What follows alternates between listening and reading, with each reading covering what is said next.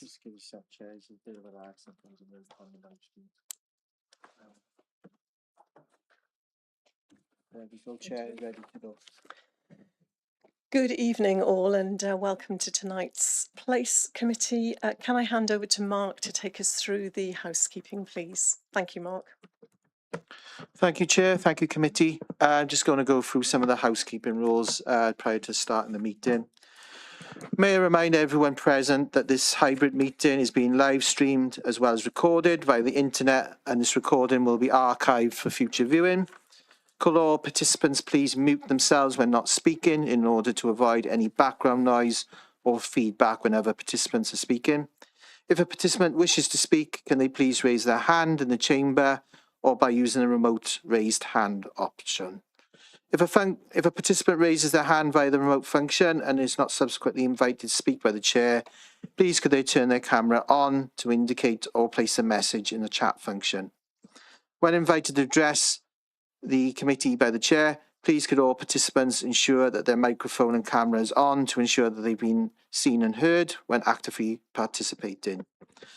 If this is not possible for any reason, please bring this to the attention of the chair and/or Democratic Services Officer as soon as possible. Please ensure that all debate is raised verbally and not via the chat function for the sake of the recording. Chat function may be used to highlight any technical issues and/or to grab the attention of the chair or the Democratic Services Officer. Please ensure that, if a participant has difficulty hearing or being heard when they are addressing the committee, then they should let the chair or Democratic officer know. And finally, please could I welcome all committee and non-committee elected members, co-opted representatives, cabinet members, council officers, Vale residents, and to anyone watching the live meeting broadcast. I'll hand over to you now, Chair. Thank you very much, Mark. And just to echo that welcome to all involved, we move straight onto the agenda. Are there any apologies for absence, please? I've had one through, Chair, from Councillor Champion. Thank you. Councillor Ernest? Yes, Councillor Vince Driscoll sends his apologies for this evening, Chairman. Thank you. Councillor Hooper? Just to let committee know that Councillor William is trying to get into the meeting and should be here by 6:20. Thank you very much. No other hands. Okay, on to any declarations of interest. Are there any? No, I don't see any hands. So committee members, you're aware that we have an urgent part 1 item tonight. As the agenda is already busy, I'd like to propose that we defer agenda item 5, the tree strategy, until our next meeting to ensure that we have sufficient time tonight to consider all the reports before us. Is committee happy with that, for us to move that agenda item to March? Is there anybody who's unhappy with it? No. Good. I don't see any hands. So I'm going to thank Adam, the officer, who actually joined us tonight, just in case we were taking the agenda item. Thank you, Adam. And I know that when we take that item in March, there'll be considerable interest. And I think this also gives you time to bring some more information. So thank you for coming in this evening, and we'll look forward to seeing you and hearing the report in March. So we move on now to agenda item 3. Petition submission calling on the council to declare a local nature reserve at Barry's Old Harbour.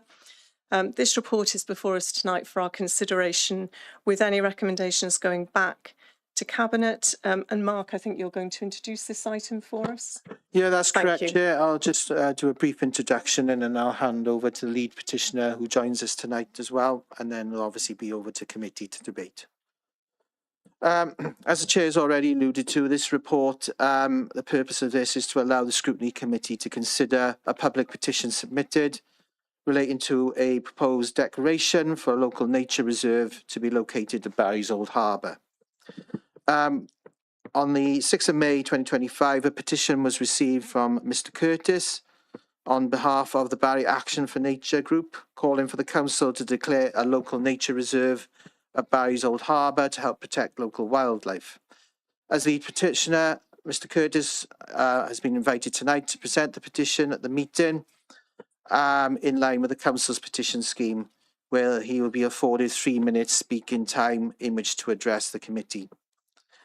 The Place Scrutiny Committee is therefore requested to debate and scrutinise the petition and the issues surrounding it, and to refer any recommendations on to Cabinet.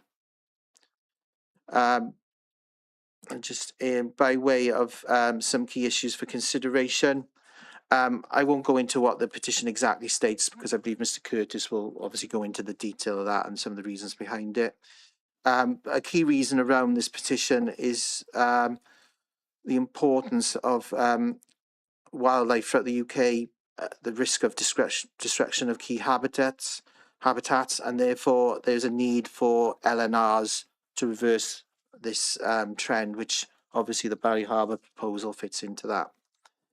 In terms of this the supporting petition, there was 604 signatures received for the hard copy version, which was distributed to local residents, plus 3 signatures for a previous e-petition on this topic, which was hosted by the Vale of Glamorgan Council, meaning a total of 607 signatures had been received in support of the petition.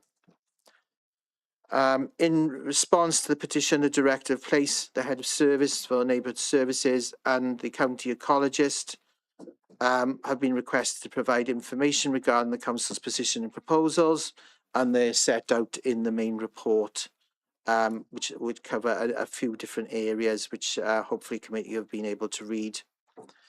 As well as obviously the potential benefits, there are some challenges around the proposed declaration of the Old Harbour in Barry as an LNR. Key areas around, for example, resourcing and funding. Due to those points, the proposal currently is not practicable to be pursued at this time, but should be perhaps reconsidered in the next financial year. So those are sort of key summary points from the report. Obviously, hopefully members have been able to look at it a bit more depth. And with your permission, Chair, I'll hand over to Mr. Curtis when he's ready to present the petition. Thank you, Mark. Welcome, Mr. Curtis. I understand you're in the Antarctic, so we're absolutely delighted that you're able to join us this evening. Please do go ahead.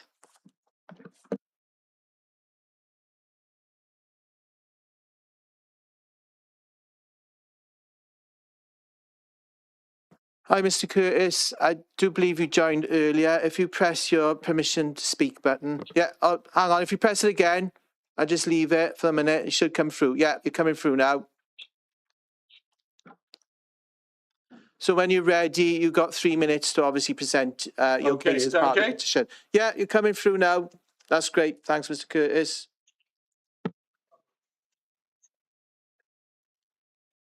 Okay, I'd like to thank the councillors for this opportunity to present this petition. The petition is quite self-explanatory, but I'd like to highlight 1 or 2 points in the petition. I know that anyone who's grown up in Barry would know this area very, very well. And probably like me, for many, many years, just thought it was a piece of grubby old, muddy old water, not good for anything. But if you actually look closer, there's some very, very important wading birds that use the Old Harbour and the salt marsh there as a resting place, especially when the tide from the Severn Estuary is at its highest point, or becomes at its highest point, because this is the last piece of land that's covered by the water. So it gives many wader species an opportunity to feed and rest. And quite uniquely, it's in a very urban environment. And so I would like that, or the petition is aiming to try and get a local nature reserve declared at this spot. And I would like to highlight 3 key reasons. And first is probably the curlew. If you go down there today or tomorrow and spend a little time with a pair of binoculars, I got no doubt that there's probably an 80% chance of seeing some curlew resting up and feeding on the saltwater marsh there. Now, the curlew is a red listed species. it means it's at a dramatic decline in Wales. In fact, it's been an 80% decline since the 1990s. I think I need to say that again, an 80% decline. That means that by 2033, they think it may even be extinct as a breeding bird in Wales. Now, I did send the committee a report about the conservation of the curlew, and much in the report talks about the uplands, places in which it breeds. But there's also the lowland and the estuary and the tidal zone in which it feeds and lives for the rest of the year. So this is our opportunity to add our help and support to protecting that red listed species. Secondly is the education. Saltwater marsh is probably the rarest habitat in the UK at the moment, and it's disappearing constantly. And then thirdly, it's also preventing flooding. If you think of this area, it's only a few meters, and you start going onto the council's car park there, and then you've got the bridge on the causeway, and then you've got a risk of flooding to the development there at the harbour. So what I would say is that I'm concerned that there may be someone out there, and in fact I suspect it is, got their beady little eyes to try and develop that car park for a marina or something like that, which would completely destroy this habitat. I have personally witnessed jet skiers going around the whole area that we're talking about, and also, and I got to emphasise this, dog walkers, and I know that dog walkers don't mean to disturb these birds, but as they get closer to the saltwater marsh, the dogs disturb some of the birds, and it means that they're flying and not resting. Now, dog walkers don't even know that this area is such a important space for such important birds. So for these reasons, I think it's vital that we try and declare a nature reserve there. And I'd like to also point out as well, it would give us some power as well to actually... Mr. Curtis, forgive me interrupting you. Reduce the amount of pollution and sewerage that's taking place at the old harbour as well. Forgive me interrupting you, Mr. Curtis. You're just coming up to 5 minutes, actually. You got two policy areas. You got the 30% by 2030, but you've also got...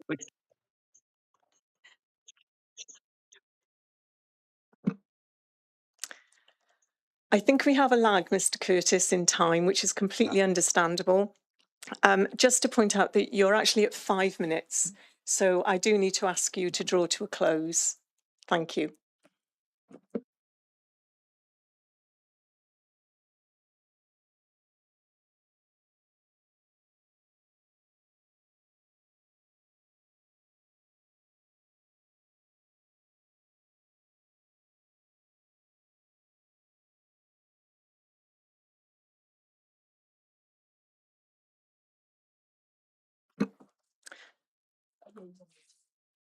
Thank you, Mr. Curtis. Committee members, you'll appreciate there is a time lag, but does anyone, any committee members have anything they want to clarify with Mr. Curtis? No? Okay. Thank you very much, Mr. Curtis. I do hope that you're still with us and that you're able to continue to join the meeting to hear the discussion. And just to say thank you very much for taking the time. I've no idea what time it is there, but thank you very much for taking the time to join us tonight to talk us through this really important issue. We're very grateful. So can I invite any non-committee members? Do you have any questions on this issue or comments? Councillor Wilson, please go ahead. Yeah, thank you very much. And can I thank Bob Curtis as well? I mean, all that way down the Antarctic just shows you what technology we got nowadays is absolutely incredible. But he did touch upon a few issues there. Obviously, flooding is also an issue, and it's my responsibility, as many of you know, in the Cabinet. And obviously, we do liaise with NRW and Welsh Water. It probably would be NRW, as well as obviously keeping a watching brief on that, and that's our job. Obviously, the curlew, I'm well aware of the curlew, and I'm well aware of it from the northeast of England. And it's a very rare bird. It's a very fascinating bird, and interesting that we got it here. And perhaps maybe it's a bit of a dilemma whether we should publicise it or not, because we should publicise it in terms of preservation, but you don't want necessarily everyone looking at it. So yeah, and staring at it and making it feel a bit uncomfortable. Jet skis, I know, is an issue from time to time in lots of places in the Vale, and we are keeping a watching brief on this. And obviously, if people have issues with jet skis, they need to report it, either through C1V or through the website or anything else, or to their councillors. Dog walkers, we know with dog walkers, the dogs get very enthusiastic. I would suggest that obviously in this area, if dogs could be on leash, that would be helpful. And obviously, one of the issues is saltwater marsh, and I think that's a fascinating discussion. I know we've got saltwater marshes in the Gower and other areas, and clearly that's something that I would, investigate. But I invite officers to come in now if they so wish.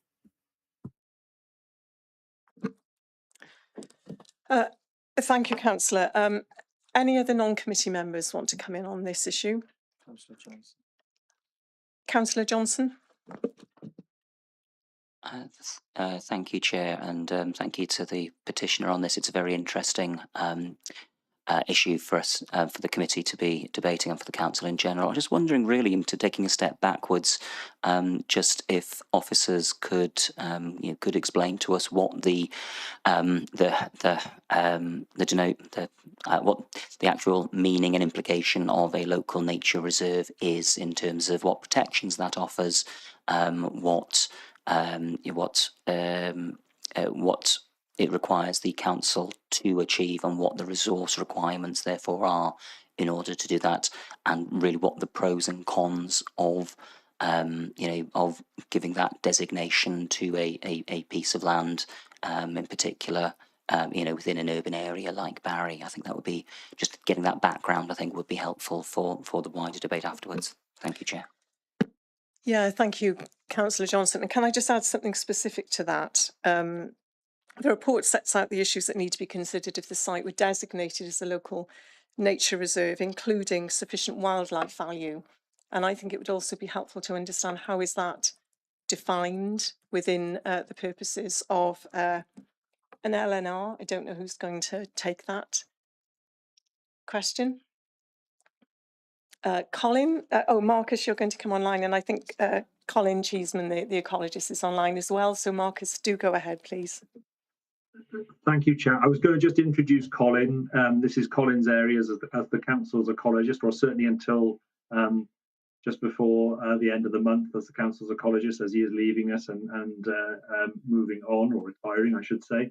But if I bring Colin Cheeseman in just to explain a little bit more around local nature reserves, that would be helpful, I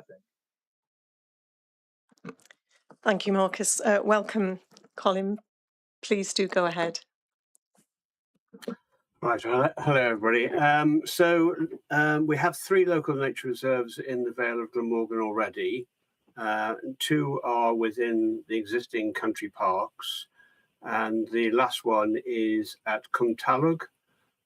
So local nature reserves are declared by local authorities, and I set out in my comments at 2.7.3 what those should be. So they obviously have to be of value for wildlife, but unlike other nature reserves, they don't have to be exceptional for wildlife.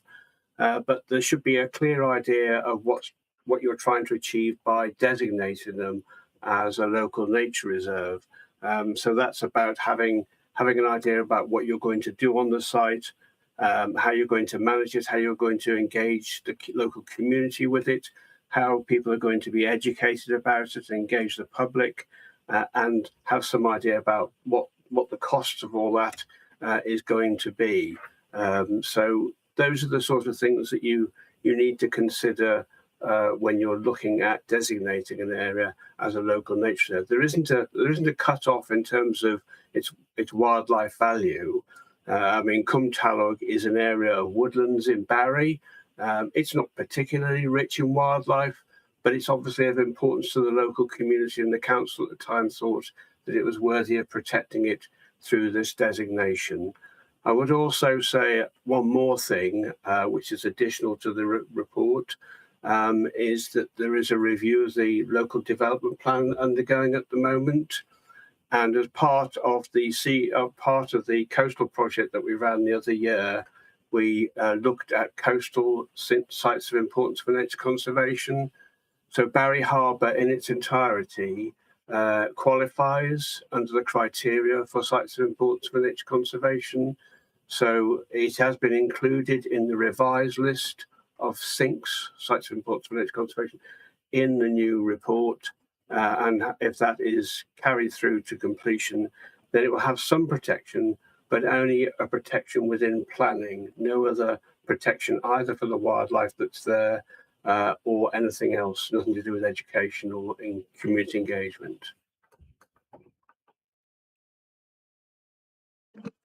Thank you, Colin. Kirsty Mitchell, you've got your hand up. Please go ahead, Kirsty. Oh, your hand has gone down. Did you want to come in, Kirsty? Yeah, please go ahead. Sorry, I pressed the wrong button. Sorry, Chair. It was just, what are the costs of this? Where's the funding going to come from? Is there grants that we can apply for, not just on the conservation part, but also maybe the education side of things as well? Yeah, thank you, Kirsty. I agree entirely. I think that information is absolutely critical in terms of being able to make a decision about the request that's before us. I don't know which officer wants to come in response to that question. Colin, thank you. Thank you, Chair. Yeah, I think that we'll need to undertake a little bit of research on what it will take and cost to manage such an LRR in the Old Harbour, as well as the items that Councillor Wilson raised in terms of how do we stop jet skis going there, unauthorised boats, do we create a public space protection order for dog fouling in that area, and it all encompassing in what we will take, and what sort of resource would we need to suitably manage it, particularly if we don't have an ecologist in the council, how long that will be, etc. So I think we do need to undertake a little bit more research and maybe bring that back to committee at a later date. Thank you, Colin. Any other committee members want to come in on this? Councillor Hooper. Thank you, Chair. And this is in my ward, so I've got a particular interest in this. And I think, like the petitioner, I too grew up thinking this was just a pile of mud in the middle of town. So I think I thank him for bringing the petition to us tonight. I'm broadly supportive of this being taken forward. I think it's an important thing to do. I think my concerns about the resources that have been expressed by officers and others needs to be understood before we give it a formal approval. But I think we've got to be aware, and I think Mr. Curtis made this clear as well, is that we've got to be aware that the nature that we are protecting there won't have an idea of our resources as being the problem for them. So I think if we've got nature, that we need to make sure we can move as quickly as we can. So I want to go back to what Colin was saying then, and actually get to a bit more specifics in terms of how quickly this work can be done. Whether we can, as a committee, agree in principle with this designation, that can therefore go forward to Cabinet. Looks like there may be some broad approval for that, subject to a number of issues. And I think the tenants representative just spoke then as well, talking about grants that are available, is a really good idea and should form part of that exercise as well. Thank you, Chair. Yeah, thank you, Councillor. I can see Councillor Ernest wants to come in, but we've also got Marcus Goldsworthy. Do you want to come in on any of those points that have just been made, Marcus? Please go ahead. Thank you, Chair. Yeah, I just wanted to get a few issues out around this, and they're not massive issues, but one of the key things which is in the report, and we should note, is there are quite a number of areas in the Vale of Glamorgan, and one is referred to in Roos Point in the report, where this designation may, if you like, be more important than the harbour, and it's a difficult judgment to make, and one I know Colin or Colin's successor will have to be involved in. But it is important to note that we will have to juggle these. The resources that flow into designating them and then afterwards managing them are really relevant and will have an impact, and more especially on Colin Smith's area, because it's in those two cases they're both land that's currently managed by neighbourhood services. The other thing to say is that the actual designation itself, and perhaps Colin Cheeseman can confirm this, but as I understand it, the actual designation itself will not confer any particular protection, particularly in land use terms. And actually the designation as a sink in the local development plan will have a greater protection in terms of planning and in terms of preventing development and developments which might harm the nature in that area than the designation as a local nature reserve. So it's very much a designation which obviously aids with things like education and making the public aware of what's in the area, but as a designation doesn't have a particularly strong statutory or if you like planning land use background to it. So I'll ask if Colin can just confirm that. As I understand it, that is the case, and indeed a sink designation, which is currently in the proposed replacement local development plan, would actually be stronger in respect of future land use.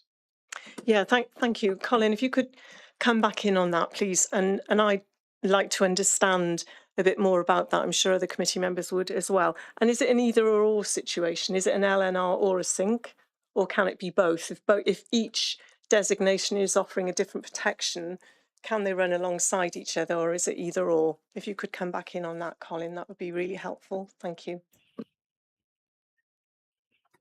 Right, so just to go back very briefly to say that my replacement is starting next Monday, so there won't be a break in the Vale not having access to a county ecologist. So that's all taken care of. Marcus is absolutely right in saying that in terms of protection from development, then the sink status is much more useful. So, you know, if somebody came up with a proposal to put a marina in there or something, then that would be a bit of a challenge for them. But designating a local nature reserve is a recognition that of the value that is placed on that area of land, and it's primarily for nature conservation and the local community, not just nature conservation on its own, but with the community, with local residents, with visitors, whoever that might be. And they can run absolutely parallel. There's no problem with having something that is a sink and a local nature reserve. And in some instances, some of our sinks even overlay sites of special scientific interest because they've been designated, for example, for geological reasons, but the sink is to protect the nature of them. So these things can run on top of one another in some sort of weird Black Forest Gatto style. Thank you, Colin. Councillor Hooper, you want to come back in, and then I'll bring Councillor Ernest in. Thank you. Colin Cheeseman will forever be known as the person who said Black Forest Gatto style at the Place Scrutiny Committee. The point I just wanted to make is Marcus referenced that there are other places that potentially could be designated. I've been on this committee for 3.5 years. I haven't had one that's come forward. If they're going to come forward, we can look at them. We have one in front of us, and I think we should look at that one rather than have our gaze taken away to other places that haven't come forward. Thank you, Chair. Thank you. Councillor Ernest, please, and thank you for your patience. Yes, thank you, Chairman. Inevitably, when we go backwards and forwards like this, it's difficult to sort of marshal one's thoughts in the light of differing views coming. I'm wholly supportive of former Councillor Curtis's proposal. You know, if you look at 2.1, you'll see the number of birds involved: shell duck, grey heron, little egret, not redshank. I wonder how many members of the committee could actually identify those birds if asked. We've got a petition in front of us. It's substantial. It's over 600,000. And we've already, as we've heard earlier, Chairman, we've got LNRs at Portkerry and Cosmiston Lakes. Now, we all know about Cosmiston Lakes Country Park, don't we? We've had quite a debate about the park in the last 9 to 12 months, and a number of us have been very involved. And the question of LNR's local nature reserve, of course, came up during that debate. Whether it ameliorated what actually took place last summer or not is another matter. But I think the thing is, Chairman, we should be looking at new LNRs in the Vale. We have a legal requirement to respect biodiversity. That is, you know, put upon us by the Welsh Government, and we can't get away from that. I'm a little concerned, Chairman, about funding. It always comes back to funding, doesn't it? There's always a reason why we can't do something. Well, actually, we had problems with the Local Nature Partnership funding for this last year, for 2025-26. And at the last moment, after a lot of debate amongst members and cabinet, we managed to get further funding. So I don't see any reason why funding can't be sought.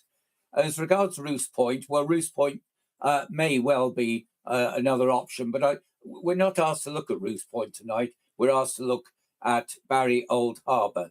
And I think the harbour's been in a poor state the last 25 years or so. Ever since I've been a member of this council, it's looked derelict, it's run down, nobody's really cared. And to hear that it comes under the confines of neighbourhood services is quite surprising, because I can't say I've ever seen anything very much being done. So in a nutshell, Chairman, I'm supportive of this. Possibly my colleagues are also supportive. And even though there may be funding pressures and there may be several challenges, I would agree with other members who've spoken tonight and think we should put this forward to Cabinet for further consideration and report in due course. Thank you. Thank you, Councillor. Just to correct the record, just a slip of the tongue, I think you said there were 600,000 people who'd signed the petition there. I believe there were 607, but... I'm sure you're right, Chair. Just to correct the record. Yeah, thank you. Marcus, did you want to come back in on any of those points? Thank you very much, Chair. Yes, I was. You got there before me with the numbers, so thank you for that. The issue here, just to reiterate, we are not saying that this wouldn't go forward. This is a case of considering the various positions. We're in a very delicate position when it comes to funding. Councillor Ernest made reference to the Local Nature Partnership. He is correct that there was some debate about whether the funding would continue for the next financial year for that Local Nature Partnership. That is funding that's come via Natural Resources Wales and Welsh Government, and we have had a further year. There is no guarantee it will continue beyond the next financial year, and the Local Nature Partnership would be fundamental in developing a local nature reserve here and supporting the development of it. So I think the report makes that point and advises that we would, while we're not against it and not against pursuing it, it is around the timing that any sort of local nature designation is pursued. The other issue, just to point out, I think both Councillor Hooper and Councillor Ernest made reference to my comments around Roost, and I think the issue that needs to be considered here is that while no one is disputing the condition and the position of the harbour and the species that are there, I think the issue would be, are there any other more deserving sites which should be ahead of this in the queue? And that's something that the council's new ecologist and the relevant departments will have to consider going forward. And this report does make that point, that that will be part of the consideration. So it's just to point those two things out, really, that that so members are aware. It's not a case of that sites haven't been brought forward. We are at a very delicate position in terms of funding, and were the local nature partnership funding continue, then I think that's something that would definitely be considered to be taken forward. We have moved to identify some very key sites as in the local development plan review as sinks, which will give them some kind of planning protection, which is really, really important. And it's just to make that point, really, and to note that the recommendation of the report is, or sorry, the reference to the report is that funding is going to be key to taking this further forward. Thank you very much, Marcus. Councillor Penn, please.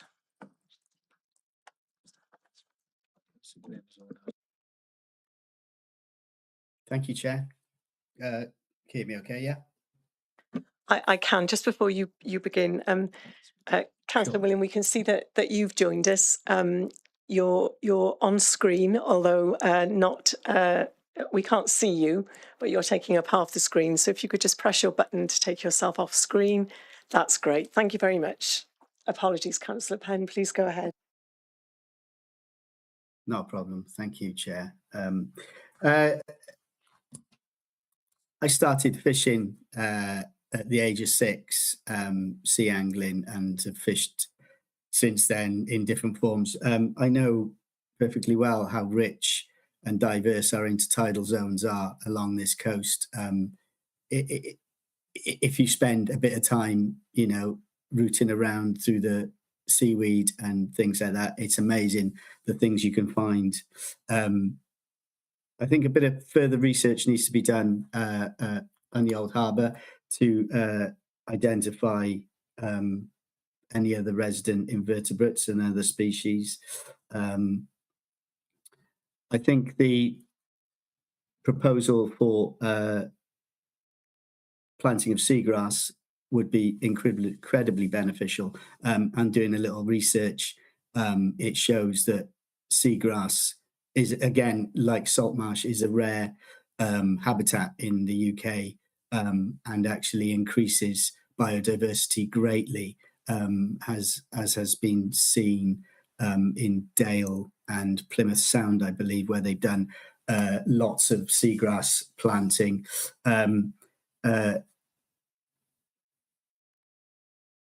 As has been said, and I said by previous speakers, that salt marsh is a rare habitat.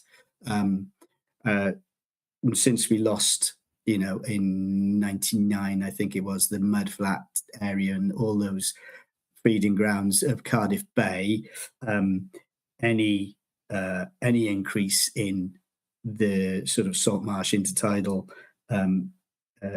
areas and protections should be increased. The risks from pollution would still be of great concern. And further work as a committee should be done with Dŵr Cymru and NRW on reducing the amount of pollution incidents that happen on too frequent a basis. As a committee, I think we need to be a bit more proactive on that. Despite the financial pressures that has been again said by many speakers prior to me, I would fully support the Old Harbour becoming a local nature reserve, or whatever designation it's given, to give it the protection and the species the protection that it really needs. Thanks, Chair. Thank you. Councillor Iannucci Williams, please. Thanks, Chair. Just wanted to draw on something that Marcus mentioned in his last answer. He said about the order of priority for possible sites. I just would have thought that if everyone here is broadly supportive this evening, this and the petition has been brought to us and signed by so many residents, that would mean that this is quite high up on whatever queue exists. So just if there was any clarity possible on that one. And then Marcus also mentioned that there was a list, or there were a number of other sites that could be considered in the future. It might be helpful or just of interest if we could have a list of that, have that list as well, please. Thank you, Councillor. Marcus, do you want to come back in on that at this point? Thank you. Yes, sure, Chair. Yes, when I talk about the list in terms of where it sits, it would be in reference to the types of species and the habitats that are there. So that would be a designation, or if you like, a prioritisation dependent on what actually was found on that site. In terms of the list, they will be largely concur with the sites identified as sinks in the local development plan currently, and those further sites which have been identified going forward. So there is a list already, really, which is identified through the local development plan and the replacement local development plan. You will appreciate, I'm sure, as members, that with one ecologist in the council, we do not have anywhere near the resources to push forward with the designation for all of those, and it wouldn't be suitable to push forward with a designation for all of them. We welcome the fact that this petition has been put forward. What I would say, I keep coming back to that point, is that there does seem to be a move to do it to almost protect the site from future development, and it is important to note that a local nature reserve doesn't do that. That actually the designation as a sink in the local development plan does do that. So just to clarify those two things, but as a council, we have and as officers, there is no reason not to take this forward, other than the fact that the resources we have at our disposal prevent a huge number of them coming forward. There are other requirements that the council's ecologist has to compete with, which are statutory requirements, not least of which, and I don't know if Colin's still on the call, but Colin will make comments on every single planning, or certainly the majority of planning applications that are received by this council. So that's upwards of probably 1,000 or more planning applications. So, and his comments and the council's ecologist's comments in respect of those applications are absolutely fundamental to ensure that biodiversity is protected going forward. So it's just a really key point to note that while I think we'd all love to have unlimited resources in that regard, we don't have that, and we have to work within the framework we have. So I just pointing that fact out. Thank you, Marcus. Councillor Stephen William, please.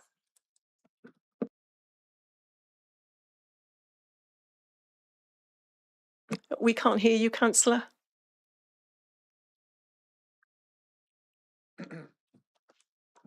Just to double check. Can you hear me now? Oh yeah, Yes. I can hear you now, Councillor. Yeah, brilliant. Oh, thank you so much, Chair. Well, firstly, I welcome the focus brought onto the Old Harbour. And if anything else, what this issue highlights is the fact that we are understaffed in this particular area. But the thing that I would really like to draw attention of this committee to is that whilst I'm broadly supportive of this, and then Councillor Penn raised an interesting issue about the planting of seagrasses and so on, and also the need to protect the area from pollution. I've always known it was like a perceived, it was an agreed fact that this was a habitat of fairly rare grasses, and so that there was quite a unique habitat. And so what I would implore the council to do is to ensure that we do nothing to the area that could actually introduce maybe invasive species of different grasses or whatever. I really want us to make sure that we've done a proper audit of what this area actually contains before we do anything that could actually unwittingly act in detriment to the area. It was, like I say, I'd always understood this to be an area that was quite unique, and that the grasses itself were quite unique. So I think we should look at it very, very hard. Any information I would welcome on that. But I would implore that the council do a proper study of the area before we actually do anything to it. Thanks. Thank you, Councillor. I must admit my assumption would be that that those steps are always taken, particularly in relation to a site that's recognised to be so important in terms of biodiversity. But if Colin is still with us, would you like to just respond to that point, please, Colin? Thank you. Yeah, well, Councillor William is quite correct in saying that coastal salt marshes are an incredibly rare habitat, and the one further along at Aberthaw is designated as a site of special scientific interest by NRW for that reason. So I'm sure that it's really important, and obviously Mr. Curtis has done his homework and knows the area well, so that there's quite a lot of knowledge about what is already there and what the potential threats are. I think if it was to eventually be designated as a local nature reserve, then nature would have an importance for that site in sort of designation purposes, and therefore, there would then have to be some sort of management plan for the harbour. And so for the existing, as I mentioned at the beginning, as we already have 3 local nature reserves, we now have management plans for all 3 of those, thanks to the work of the local nature partnership and funding through Welsh Government. So that would be one of the next steps after designation, would be, so, well, how are we going to manage this site, and then work out exactly what we're going to try and do in terms of both nature and the local community. Thank you very much. Thank you, committee. I don't see any other hands in relation to this, so I'm just going to draw our discussion to an end. Sorry? Yeah, Councillor William, I'm assuming that's a legacy hand. If so, could you put that down? Thank you. Thank you very much, Councillor. So just to try and draw that together, I think that's been a really useful debate, and thank you for bringing the petition, Mr. Curtis, because I've certainly learnt an awful lot that I wasn't aware of before, and I found that really helpful and really valuable. My sense from the discussion tonight is that there is, in principle, support for the designation of the site, but there's also a recognition that what we don't have before us is information about the resource implications. We simply don't understand that at the moment because that information isn't before us. We also don't know what other sites, comparative sites there are across the Vale, or what the merit of those might be. But as I say, there appears to be a consensus from committee that there is in principle support. So I'm going to try and pull it together into some recommendations, which will go back to Cabinet. And as usual, committee members will jump in and tell me if I've missed anything or if they're not happy with anything. So let's start with committee agrees in principle with the petition that this site should be designated as a site of as a local nature reserve, pending additional information about the financial and human resource implications involved, because we recognise the council always has to make decisions taking that into account.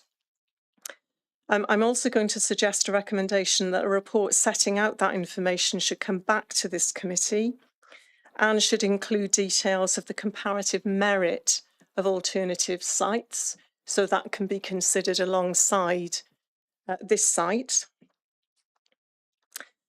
That officers should work with Barrier Action for Nature and any other relevant groups to ensure that work is undertaken to identify and address any immediate risks to wildlife at the Old Harbour site, and that work should identify any immediate steps that might be taken to address those risks. For example, Colin Smith talked about the possibility of a protection order. Councillor Wilson made reference to the fact that dogs should perhaps be on a leash in the area, and there may be other steps that could be taken more immediately to protect wildlife in the site while we wait for a decision, a final decision. And then Mr. Curtis highlighted in the petition, and when he spoke to us, a concern about the impact of pollution in the area. and this committee will be aware that as part of our forward work plan, we regularly consider the issue of water quality. And so I'm also going to suggest that Dŵr Cymru and Welsh Water and Natural Resources Wales are invited to attend this committee in March when we consider an updated report on bathing water quality in the Vale, so that committee can specifically address with them the impact of sewage discharge on wildlife in this area, but also other sites of importance across the Vale. Councillor Hooper. Yeah, thank you for those recommendations. I think there's a couple of things. Just a point the pending point you put in the first one, the decision as to whether the funding should be put to this is a decision that's above our pay grade and sits with Cabinet.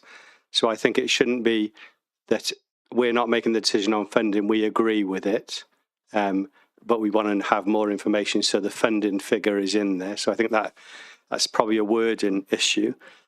I do have an issue with the comparative sites. I think we've been asked about one site. I think Councillor Nietzsche Williams mentioned earlier about the fact that the other ones could be there. I think I'd like to see a report. I wouldn't like this to go into a competitive bid amongst others, because this isn't just about nature. And as Colin Cheeseman mentioned, this is also about the local people's engagement with it as well. So I think I'm supportive of having that comparative study, but it's not a competitive issue. I think we've broadly agreed in this chamber tonight that we would support this petition. Other ones can work their way through the system as they please. And the reason I'm saying that, and I don't want to labour the point, I fear that this then becomes something that slows this down, which is, I think, would be inappropriate.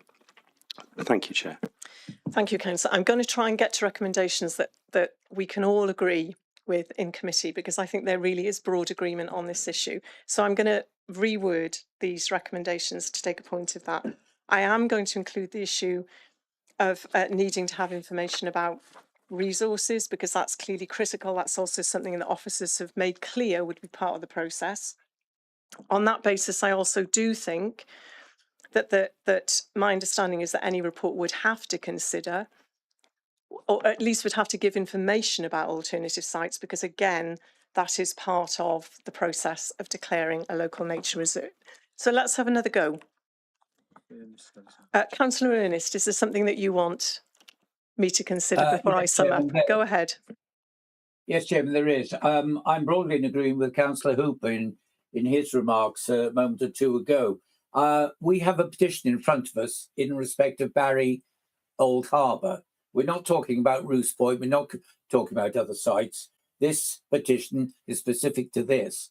And I think you rightly, Chairman, put forward a number of suggestions that could go forward in our report. But I'm concerned that it's always going to come down to whether we've got money or not. Where there's a will and a way, maybe funding can be found, and hopefully Natural Resources Wales will come up with funding for the next financial year. Could I just say one other thing, Chairman? This is an issue local to a part of Barry, and I think really, because it's a petition, as distinct from something coming from a committee member, I think it would be helpful if the local members for that part of Barry, or all of Barry if they wish, put forward the proposal for approval, so that the rest of us can either agree or disagree with that. But it's a local issue, and I think local people should hold sway when it comes to any proposal on this. Thank you, Chairman. Thank you, Councillor. I mean, I take your point, Councillor, but the reality of the way the committee works is that we consider issues from time to time that are area specific and that affect one part of the Vale more than another part of the Vale. So I hope that we can, as committee, get to a point of consensus in relation to the recommendations. I'm going to have another go at wording them. So let's start again. Committee agrees in principle that the site should be designated as a local nature reserve. Committee further agrees that additional work is required to identify the resource requirements of designating the site, that will as part of the process, that will consider I'm trying to think of how I'm going to word this, any other sites within the Vale that might also warrant being designated as a local nature reserve. And then the remaining two parts of this recommendation, I hope, are not contentious, that the council works with Barry Action for Nature and any other relevant groups to ensure that work is undertaken to identify and address any immediate risks to wildlife at the Old Harbour site, and that should also consider any mitigating action that might be able to be taken more immediately, and that Dŵr Cymru and Natural Resources Wales be invited to attend this committee in March to address the issue of bathing water quality and also the potential impact of sewage discharge on wildlife in the Vale. Can I have a seconder for that recommendation? Thank you, Councillor Hooper. Is there any dissent to that recommendation? No, good. We got there. Thank you, councillors. I think really important, that we got to this one together. So I'm very grateful for the support. Can I just double check, Chair, that those recommendations as a whole will be going back, referring to Cabinet for their further consideration as well? Yeah, thank you. Yes, thank you. And I don't know if Mr. Curtis is still with us, but I want to thank you again for your input. Thank you for bringing the petition before us and enabling us to have such an interesting and important debate on such an important issue. And can I just take this opportunity again? I don't know if Colin Cheeseman is with us, but as you're leaving the authority imminently, Colin, can I take the opportunity to thank you on behalf of committee for all the work that you've done across so many years in this important area. I had the pleasure of meeting you and spending time with you when we were looking at the old hockey pitch in Barry, and your passion and your commitment to this important work was evident. So big boots to fill, and thank you very much for all your service, Colin, and whatever you're moving on to, whether that's something new or a rest, I wish you very well indeed. Thank you. So we move on now to agenda item 4, which is Project Zero Update Report. As ever, we're joined by Suzanne, who I believe has a short presentation for us. Are you with us, Suzanne? Yes, I am, Chair. Suzanne McQuillan. Thank you very much, Suzanne. Over to you. Thank you, and Mark's going to share the slides. Thank you. Can everyone hear me okay and see the slides? Yeah, that's coming through fine. Yeah. Lovely, thanks very much. So good evening, everyone. And in the next few slides, I'll be presenting highlights from the Project Zero biannual report for the 6-month period, April to September 2025. So the Project Zero Progress Report includes activities across the Council from April to September against the Climate Change Challenge Plan. It also includes top lines on the Carbon Management Plan and the Net Zero Carbon results for 24-25. So those were presented to Cabinet at the beginning of the month in more detail. It also looks briefly at resources and at the work of the Public Services Board. The appendix in the report takes a new case study approach where it keeps the RAG rating of progress against the 80 steps in the Climate Change Challenge Plan, but it also highlights some standout examples. And the aim was to streamline the report and make it more accessible. In the RAG rating, you'll see in the appendix, there's a business as usual category that's been added, and that signifies where steps are now embedded into ways of working. Sorry, if you move on to the next slide, thank you. So this slide shows the different areas covered by Project Zero, and it's a reminder that the programme spans the whole council in tackling the climate and nature emergencies, working towards our 2030 targets. But it also includes our work to support the Vale as a whole as part of the Wales-wide target of reaching net zero by 2050. Next slide, please. The next 3 slides include examples from the cover report and also the appendix. So firstly, challenges 1 to 4 are on demonstrating strong leadership. Highlights include, when it comes to community engagement, this summer we partnered with Keep Wales Tidy to run a Make Memories Not Mess campaign at Barry Island Resort. So the campaign was focused on the general public, and over the course of the 3-week campaign, 50 participants filled 26 bags of litter. The campaign made great media coverage, including on ITV Wales. For a challenge in raising awareness, as well as a number of successful external campaigns run by our comms team, we also launched a dedicated Project Zero staff portal on the intranet, featuring case studies, training, carbon data, rewards, and an ideas link to encourage staff involvement. In our challenge on evidence, we submitted our 24-25 carbon data to Welsh Government. We saw a 6% increase in emissions, which is actually lower than quite a number of local authorities. And this was largely due to a slight increase on our emissions related to procurement data. This is mainly due to an underlying methodological change. But good news is that we saw some good increase in energy generation from renewable sources on our estate. In relation to the influencing and enabling challenge, as part of our ongoing work with the Welsh Government, in this period we considered, alongside the Public Services Board, the recommendations of the 2025 Future Generations Report. And since this reporting period, our recommendations have been agreed by Cabinet and submitted. So on to the next slide. The next grouping of challenges, which is number 5 to 12, it focuses on fulfilling our responsibility to current and future generations. So these are our outward-looking challenges. Highlights include the work of the Restore the Thaw Landscape Project and the Vale Local Nature Partnership, including identification of 14 new planting areas across the Vale, release of 140 more water voles into the River Thaw, delivery of 10,000 more saplings for planting, and running the Vale Nature Festival in the summer. In relation to more sustainable travel, the majority of steps in that challenge are business as usual. And in this period, £2.4 million of Welsh Government funding was confirmed to boost walking and cycling numbers in the Vale, upgrade our bus stops, and support the move away from the private car. Some of this will be used to continue the development of active travel routes from Barry to Dinas, Powys, Waycock Cross to Cardiff Airport, and Sully to Cosmiston, plus other initiatives that are in the report.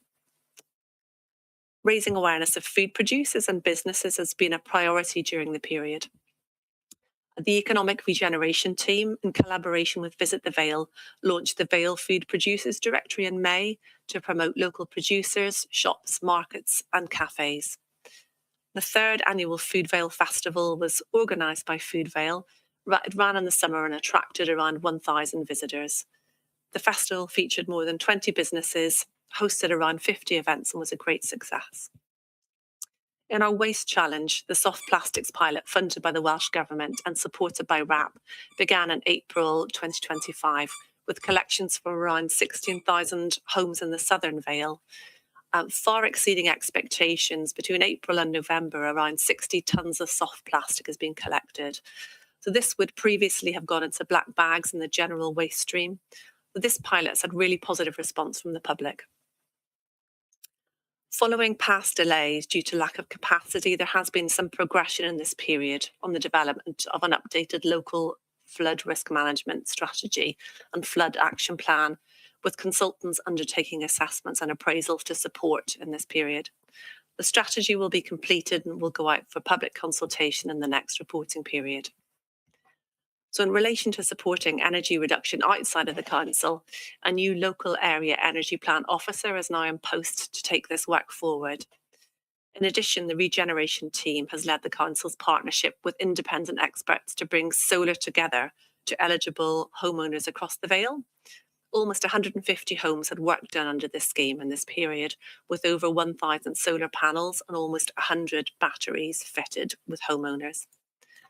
So moving on to the next slide, our final group of challenges is on the theme of Make a Difference Now. So these challenges are focused on our internal approaches, generally the things that impact our own carbon footprint. And examples from the report include revision of the procurement policy and strategy, giving additional focus and direction on the circular economy, as well as a number of other enhancements mentioned in the report. The new housing development Clean Glace was completed with a number of environmentally positive features, including solar panels, rainwater harvesting to provide grey water for toilet flushing, and a living wall. Monitoring of the new PV panels at Landfair Primary School in Cowbridge show a substantial financial and carbon savings, and monitoring to date has shown a 50% of this building's energy consumption has come directly from PV, 18% from the new battery, and only 32% from grid electricity. So as a result, in September, the school reduced their energy bill by a third compared to the year before. In relation to our vehicles, 2 new Rome-equipped waste lorries have been in use since April 25, undertaking waste collections across the Vale. The rollout has been really successful with high driver satisfaction, and from April to October, 50% more carbon has been saved in the period due to the switch from diesel fueling to electric charging. These vehicles also have a lighter impact on local communities during waste collection rounds, with lower noise impact and no exhaust fumes.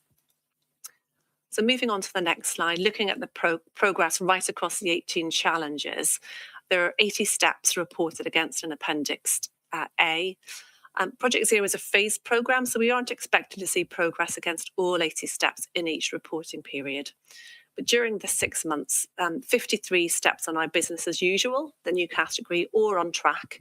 So, for example, all our awareness raising work is now business as usual, as is calculating our carbon emissions. 2 of the steps are completed. So, for example, a reuse shop has now been established beside the Atlantic Household Waste Recycling Centre. With 6 steps where there's no planned action. For example, in Challenge 6, our commitment to producing supplementary planning guidance to support our climate work will follow once the replacement, the RLDP, Replacement Local Development Plan work, moves into another phase.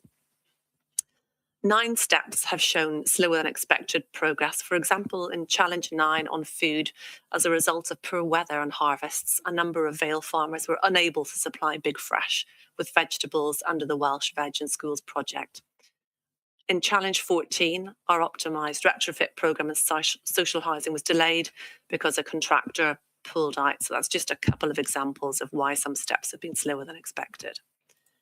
Moving on to the next slide, Section 2.5 in the report touches on the resources used for moving Project Zero forward.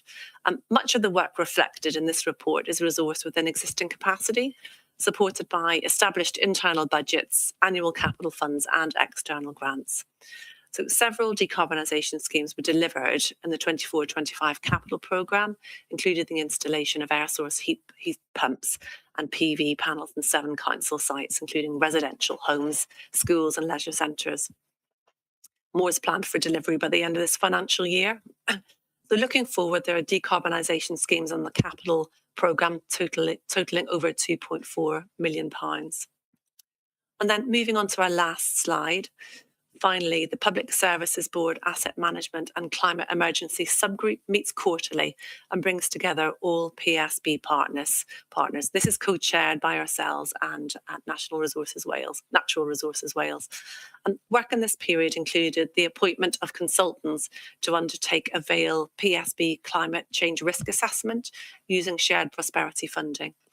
So in this period, the consultants met with the subgroup and wider partner workforce to gather professional experience of the impact of extreme weather, such as heat waves and storms, on our communities and on services. These experiences, plus those gathered from the wider community directly, will form part of the evidence base for the climate change risk assessment, which is due to be completed by April 2026. So that's a brief overview of the report. Obviously, there's a lot more detail and more examples in the report, and I'm happy to take any comments and any questions. Thank you very much, Susanna. Really helpful presentation. Any questions or comments from non-committee members who join us this evening?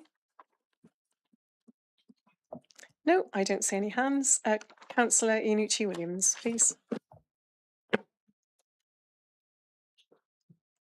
Well, yep. Thank you, Susanna. I thought it was a really interesting report. I was just wondering, so there are a couple of things that are marked as no planned action. Is that also due to a capacity issue, or is there another reason? And do you have any timelines for starting those plans at all? Thank you for your question. I'm just taking a quick look through the report. Obviously, as you'd appreciate, there's a lot of information there. So I'll see if I can pick out a couple of those. I think I touched on challenge 6, which is around producing sustainable urban drainage guidance and supplementary planning guidance. That's going to be very much linked to the replacement local development plan. So that will be coming in due course, but it's a phased approach. So it's a question of getting the right ducks in a row before that work happens.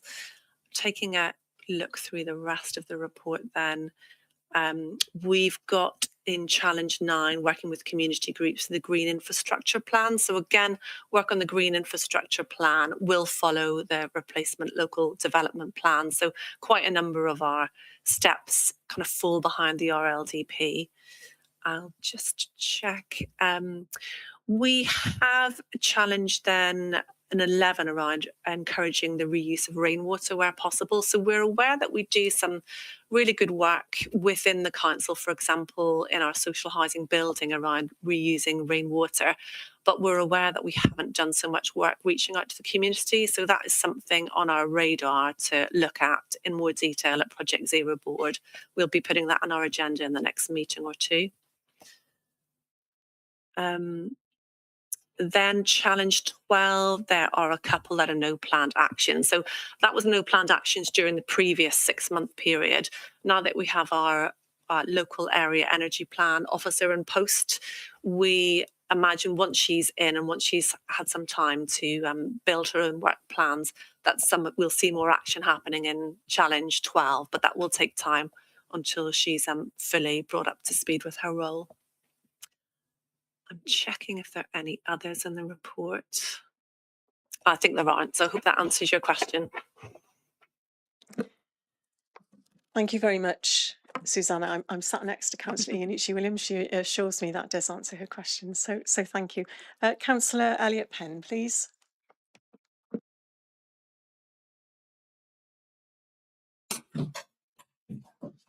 Thank you, Chair.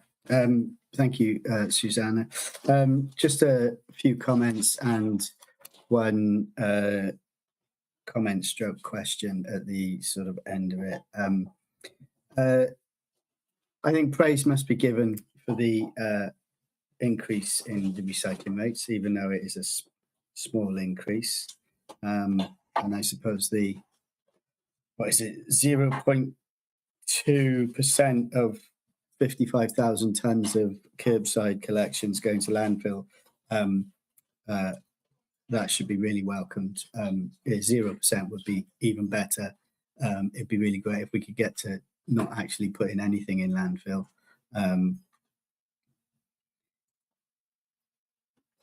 The soft plastics collection, I really hope that continues, as the feedback I've had from my constituents has been incredibly positive, actually.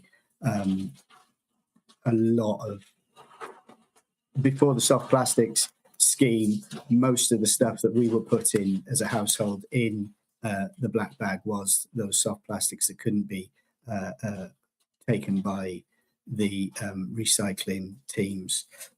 So that's incredibly, and I really hope it does continue, and hopefully it does because of the success that it's shown. I think as a council, you know, all our representatives, we need to lobby Welsh Government to work with manufacturers to get rid of single-use plastics. I think if no headway, you know, on that can be found, then just ban single-use plastics.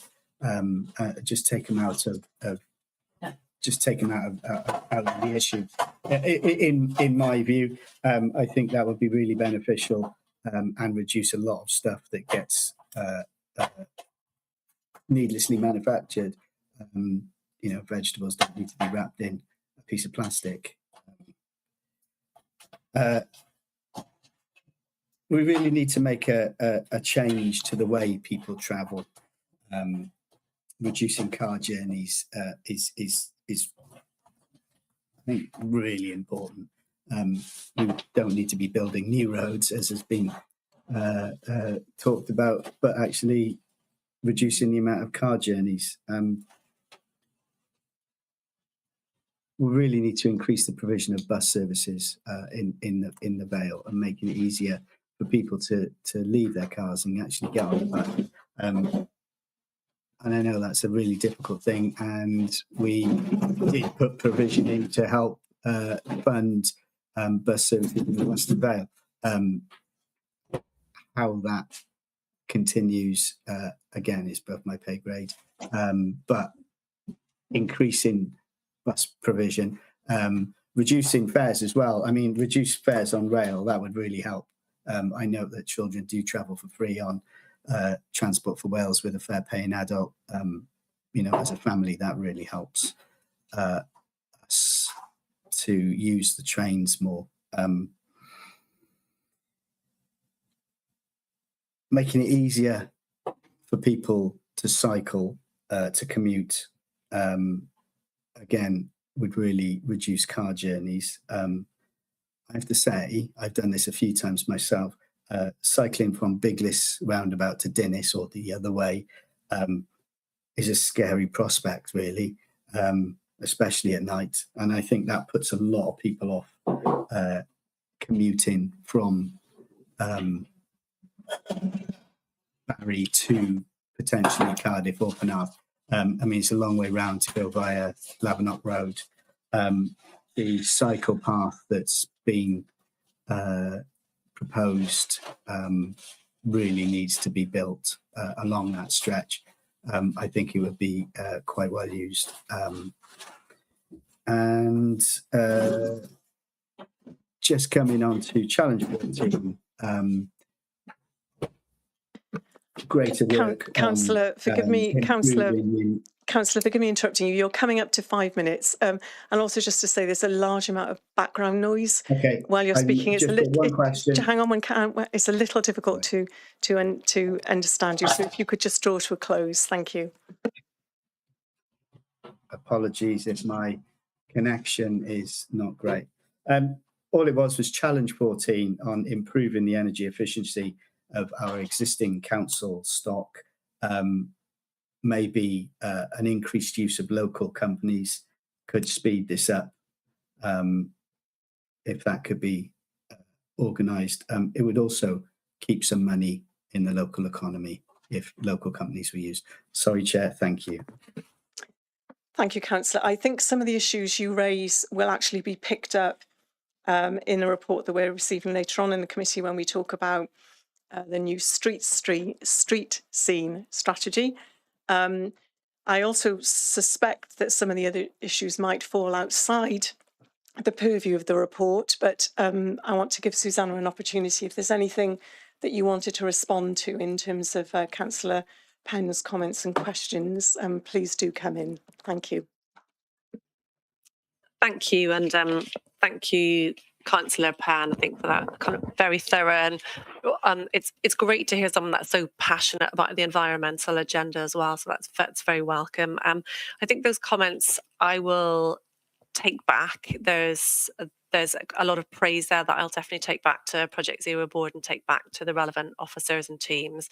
I will take back to your active travel lead your comments that you have made, and I'll take back to our energy team the ask around increased use of local companies, and I imagine that will also link through to some of our procurement work and local social value. So I'll take those comments back. Thank you.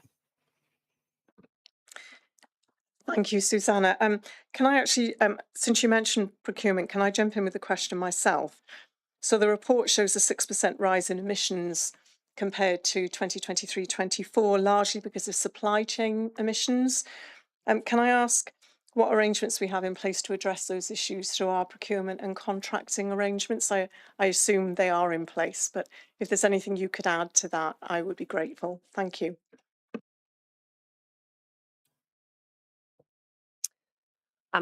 Thank you, Chair. There is a lot of ongoing work in the procurement arena at the moment that's looking at the complexity of our supply chain, the challenges of emissions factors changing year on year is it doesn't put off the work that happens, but it does sometimes make comparison year on year quite difficult, because I think our spend has gone down, but our emissions have gone up due to that methodology.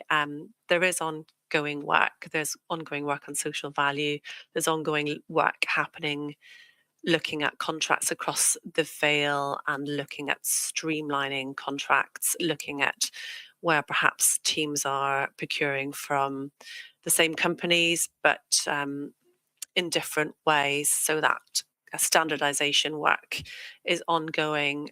Our procurement partners, Ardal, are also have the advantage of working across a number of different local authorities. So they are also in conversations with Welsh Government around understanding carbon emissions more, and working on mechanisms so that we can get our emissions, our scope 2 emissions directly from suppliers, rather than using an underlying data set that doesn't necessarily reflect the reality of, for example, companies that use more sustainable methods of production, or more local companies. That nuance isn't reflected in our data, and there is a move towards reflecting that scope 2 data in more detail. But it's a long journey, supported by Welsh Government, supported by Ardal, supported by our procurement team as well. Thank you, Susanna. That's really helpful. I know that I know the Cabinet member wants to come in, but Councillor, so I'm going to bring committee members in first, and then I'll bring you in if that's okay. So I'm not ignoring you. Councillor Hooper. Thank you, Chair. Susanna, I hope you don't mind me always coming up with the same thing. I always feel that this particular project is vastly under-resourced. I sit on the Governance and Audit Committee of the Council, and there's linkages between this and the last item we took at this, whereby the risk factor for this is high, verging on the very high, with and we really need to get a handle on this. And I feel that sometimes we're doing things that make a performative. We're showing people how these things are going to improve without enough immediate action. However, I'd say in all that, again, this is a good report and it's good to see.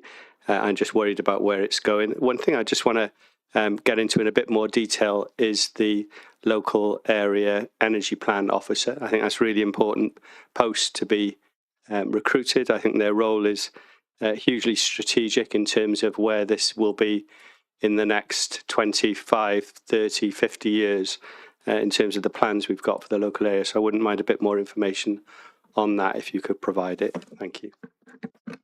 Thank you, Councillor. Susanna, are you able to add anything? Thank you. I am. Unfortunately, Marcus has had to leave, so it's his area. So I'll have a stab at the local area energy plan, but very welcome to ask for more written information afterwards.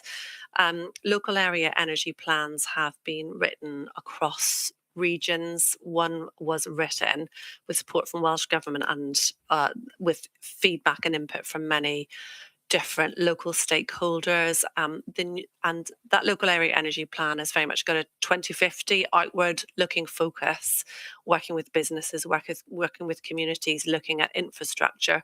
So that officer has been brought in and will be with us now for 2.5 years to look at what it says on our local area energy plan, and to be to represent us and take forward that agenda. What is in the local area energy plan is very wide ranging. So it does include the very large infrastructure projects. It also includes businesses. It also includes homeowners. It also includes transport. So there's a very large remit there that our officer at the moment is working through, building her connections, reaching out to existing stakeholders who supported the development of that plan originally. And she has, in the last week, gone out to reconvene those stakeholders again, and is kind of actively making new contacts.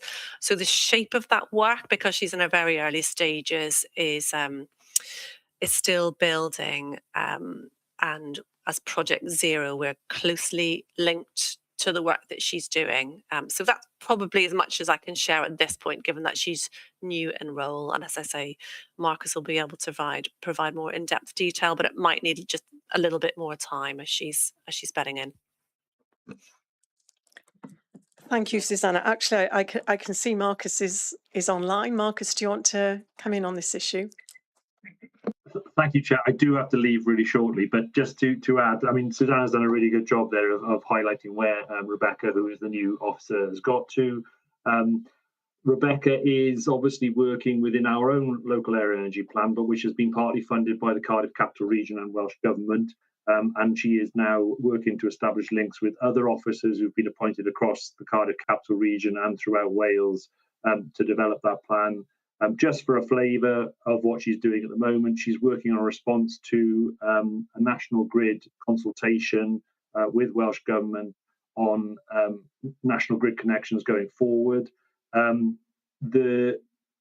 Probably the best way of describing the work she's doing is very much looking outwards at the work that perhaps the council is alongside, but not actually directly involved in delivering. So this is things like the national grid, working with the national grid on how their connections can support businesses to decarbonise and communities to decarbonise. So it's a really important complementary role to the work we're doing with Project Zero within the council. That's probably the best description at this stage. I'm sure going forward there will be more work that Rebecca will be reporting on, and we'll be coming back to this committee as part of Susanna's presentation on updates on Project Zero. Thank you, Marcus. I know you've got to go, and I appreciate you might need to go immediately. I think Councillor Hooper wants to come back in on that point. It's less for Marcus and more for us, really. I think that it would be good to hear from Rebecca directly when she's in a position. I think her role is so wide-ranging and it covers quite a lot of things, so maybe something to add to our forward work programme. Councillor Hooper, we think alike. I've already written a recommendation that we should add that to our forward work programme. So it's good to know that we're going to agree on that issue when we get to end of committee. Thank you. Councillor Ernest, please.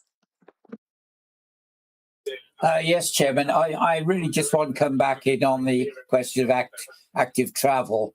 We're putting, as a council and Welsh Government, a lot of pressure, if you like, on active travel. But I think we've got to recognise that for many people, active travel is not really a practicality. You know, once you get to sort of your late 50s or early 60s, the options of cycling to shopping or cycling, not to work necessarily, but cycling to wherever you want to go, become limited. People are not always able to do that past a certain age. And so then the question is, well, you've got the bus. The problem is that the bus so often doesn't go where you want it to go, from where you want it to go. And I constantly hear complaints from residents and others that if they want to get from A to B, yes, there is a bus, but they may have to wait 3/4 of an hour for it to come, and then they've got to change and wait 25 minutes for the next connection before they go onwards. So I think we're putting a huge amount of store, at least Welsh Government and this council, putting a huge amount of store on active travel, when the reality and the practicalities are, for many people, active travel, other than a quick walk around the block, is just not a reality. And I think when we're talking about bus services that this council sponsors, on which we spend many hundreds of thousands of pounds, we do need to look very carefully at the routes, at the numbers using those routes, and whether those routes can be adjusted. And I don't think, as a committee, I don't think we're even looking at that. Thank you, Chairman. Thank you. We do actually, on as part of our forward work programme, we do have a regular item on public transport buses in particular, Councillor. So we definitely have had that discussion in committee, and we will have that discussion again when that item comes forward as part of our forward work programme. That's absolutely fine, Chairman. Thank you. Thank you. Good. And I should say, as a woman of a certain age, I have, if not myself, then I certainly have many friends who get on their bikes and cycle. So you're a very brave man to say that, Councillor. Kirsty Mitchell, please. Thank you, Chair. Just for Suzanne, on a positive note of money that's been spent on improving public transport, I must say that the higher curbs that have been put in at bus stops make it so much easier for elderly, disabled, and for people with prams to get on and off the bus. There are a few places in Bury that could do with, a few others that have been done, but what's been done so far is really helpful. Obviously, I'm a wheelchair user, and it makes my life a lot easier.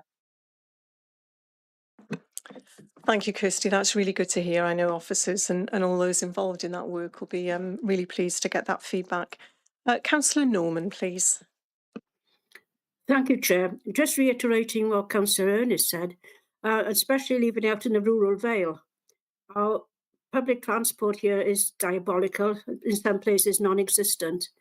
And unfortunately, when I can see the benefits of active travel for a lot of people, and again, as a woman of a certain age, I've never ridden a bike in my life. I'd probably end up killing myself. But it's not always easy to get from A to B, especially if you want to do shopping, unless you've got your own transport. And unfortunately, we're being penalised more and more with taxes, etc. Yes, active travel is fantastic for those who can do it, but living out in the rural Vale, it's not always an option for us. And I think this must be taken into consideration as well. Thank you. Yeah, thank you very much, Councillor. Really important points, and obviously one of the challenges around Project Zero is it is an entirely cross-cutting agenda which touches all aspects of the council's work and many areas which don't fall directly within our ability to control them, although hopefully we are able to influence and dialogue. So thank you for making those points. Susanna, I want to give the opportunity. I don't know whether you want to respond to any of those comments. If not, I'll bring in Councillor Wilson.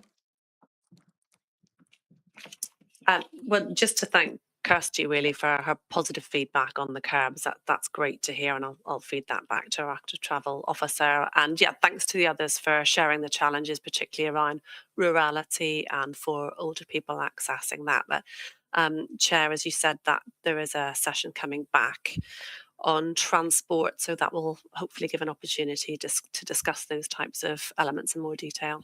Thank you.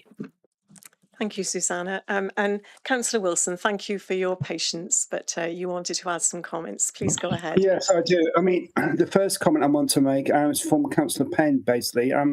Last Thursday, as you may or may not know, I know we got it's a bit of an item when it comes to street scene later on today on the agenda, but there was another bit which is being decided by Cabinet, and you've given me permission for it not to go to scrutiny, which is terrific news, and that's the rollout of soft plastics throughout the Vale Glamorgan from April.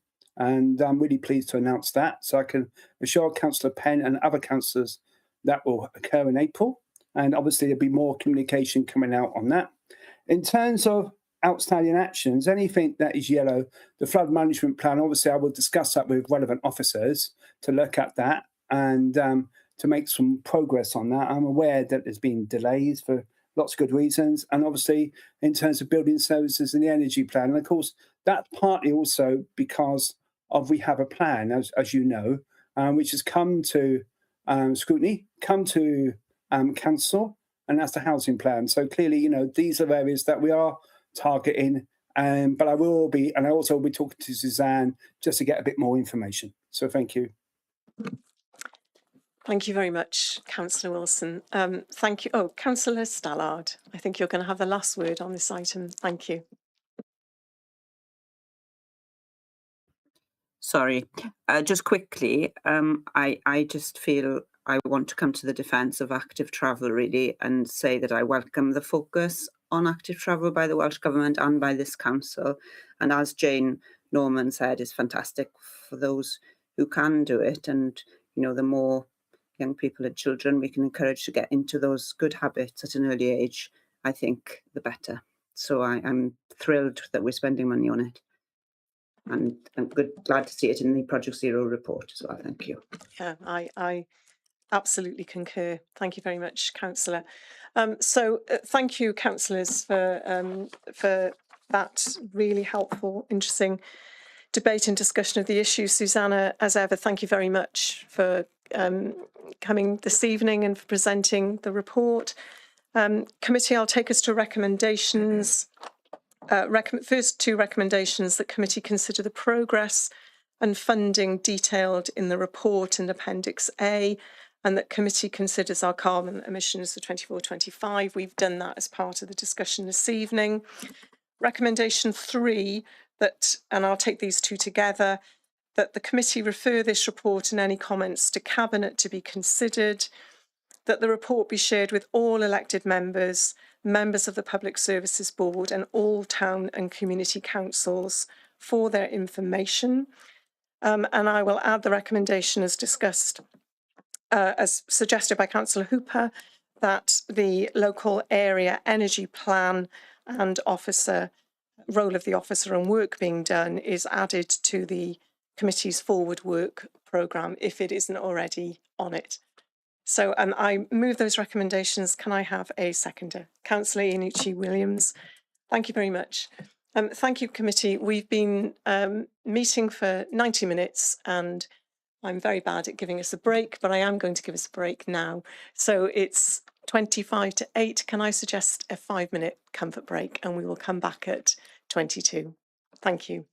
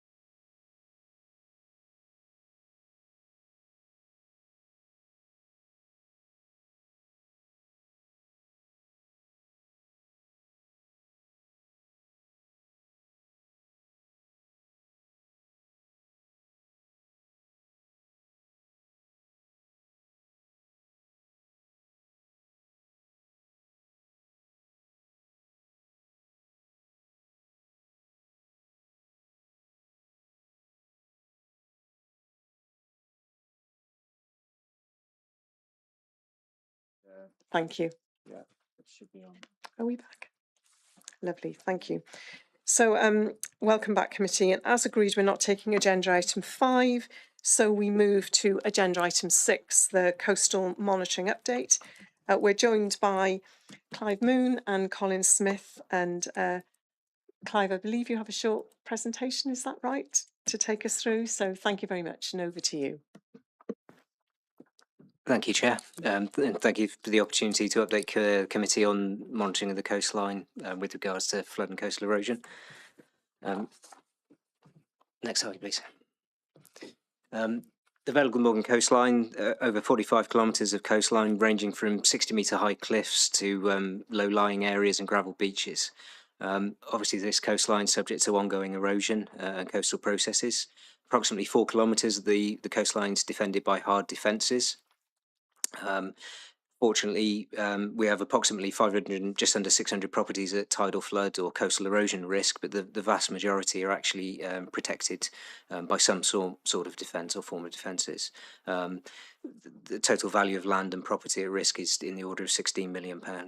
Along the coast, there's examples of critical infrastructure or significant infrastructure at risk or immediately on the coastline, such as Aberthorpe Power Station, Barry Sewage Pumping Station, very close to an area that's been discussed earlier on the agenda, and obviously along the coastline, a significant asset in terms of tourism and recreation with the Wales Coastal Path running around the Vale. Next slide, please. Just to put it in strategic context, how we manage flood and coastal erosion risk and sites around the coastline, how and where we manage risk is we manage in accordance with the national strategy for flood and coastal erosion in Wales that Welsh Government produce, and it's managed through 2 shoreline management plans which have been developed and are now being implemented.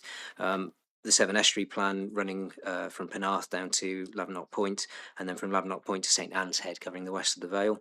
That sets out in areas where we are going to hold the line, you know, what the policy is, where we have properties, we may hold a line. In the more rural areas of the Vale, we may do nothing, and that's set out in those documents. The elephant in the room is climate change. Even if there was no change, as I've just said, the coastline is subject to ongoing erosion and coastal processes, so it's constantly evolving anyway.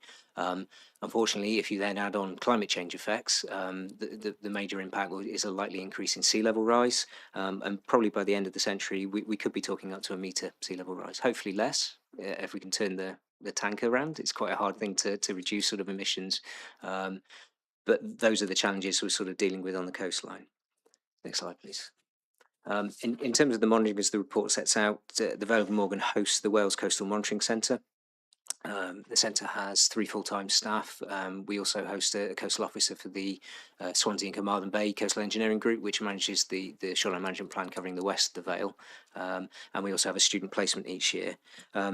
The WCMC, the purpose is to monitor coastal change to help inform risk management decisions and also promote continuous learning and education for all stakeholders. The WCMCs do some brilliant work with education. They have sessions with local schools down on Barry Island quite regularly to kind of share our understanding of how the coastline evolves over time and the impacts of climate change with the younger community.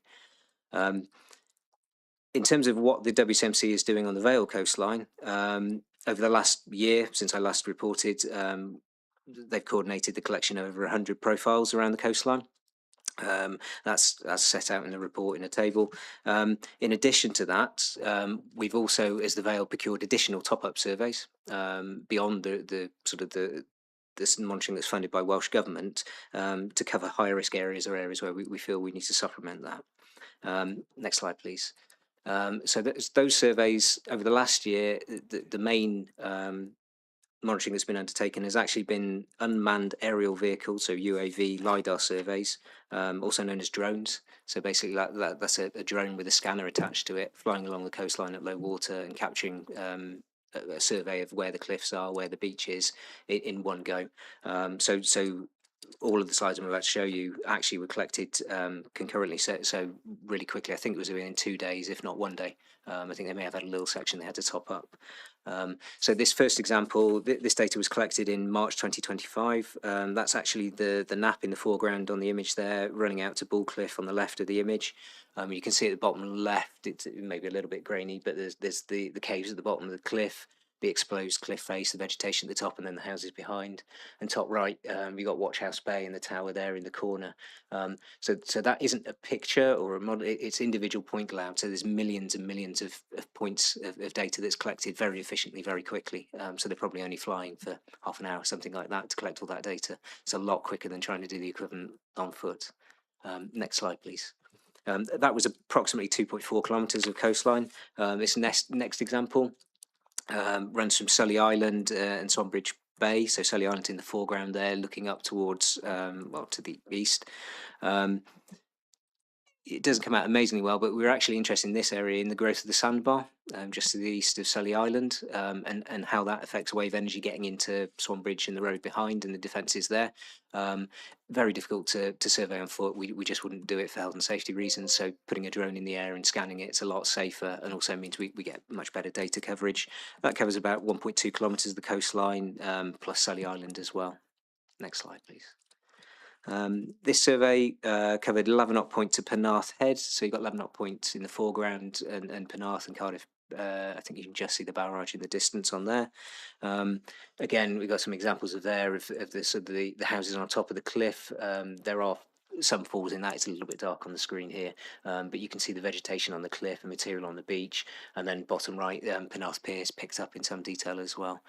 So this data set gives us a much richer data set and lets us put sort of what's happening on the coastline in context, and we can pick up cliff falls from this. And this is especially on the Penarth frontage, this is about the third or fourth survey. So we're starting to build up a really good picture now of how the coastline's evolving. In this area, it is going backwards as the cliffs recede, but we can look to improve our understanding of how rapidly that's happening, and then look to ensure that either the existing development, we know how rapidly that could be affected, hopefully not this century, and new developments as well, make sure that they're set back far enough with new sites going forward currently in that area, just to inform our understanding of what's happening in terms of coastal processes and erosion.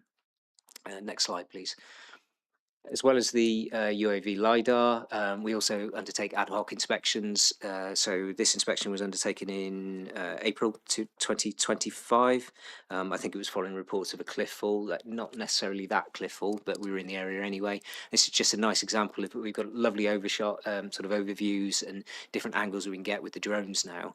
So actually it's not safe, obviously, to stand under the cliff and look up at the areas that have collapsed. Particularly as you end up with unstable areas adjacent to cliff falls quite often. Having the drone pilots and the capability to collect these surveys in-house, which we do now, means that we can go out fairly rapidly. They picked a very nice day that day. It's not always that nice, and unfortunately when it's too windy or too rainy, there are limits.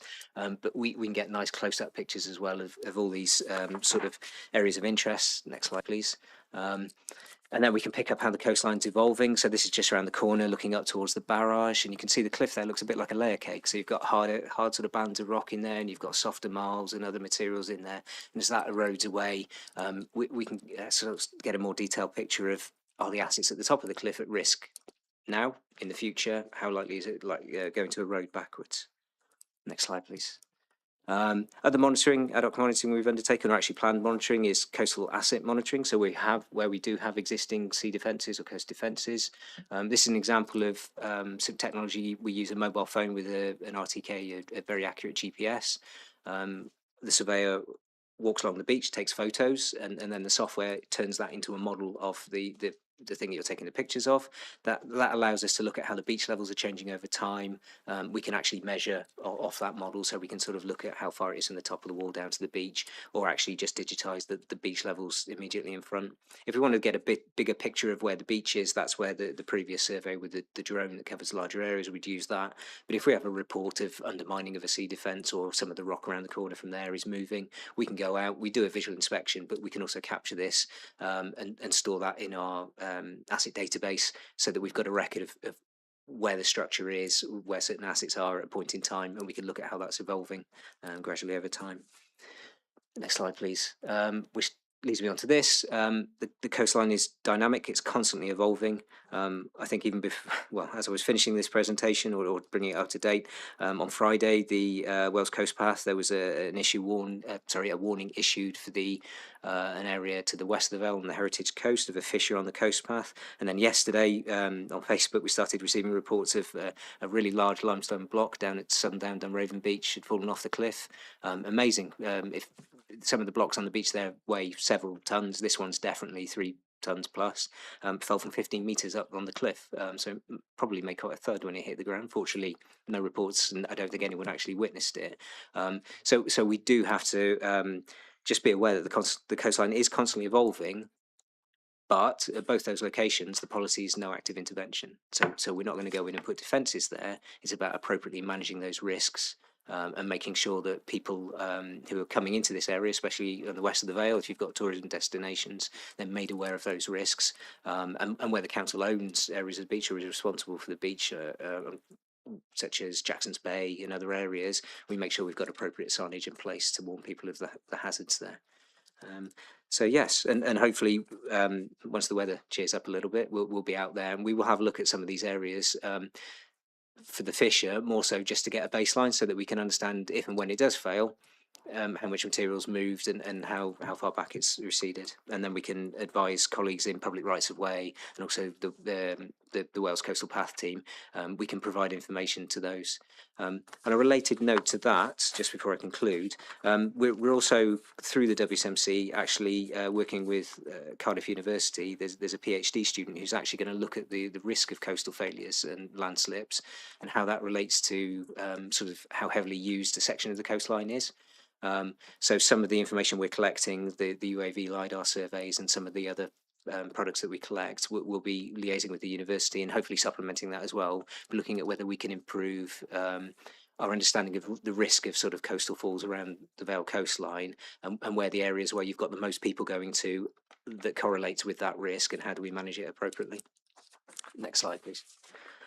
So just to summarise our ongoing monitoring aims, as it was last year, is to establish a consistent and routine monitoring regime around the Vale coastline, to inform risk-based approach to managing coastal interests, to continue our support for the Wales Coastal Monitoring Centre and host that within the Vale of Glamorgan, and to collaborate with academia. As I've said, we've had that project which is focused on the Vale of Glamorgan and benefits us, but through the WCMC we've also collaborated in other areas around the Welsh coastline for the good of sort of the wider coastal community.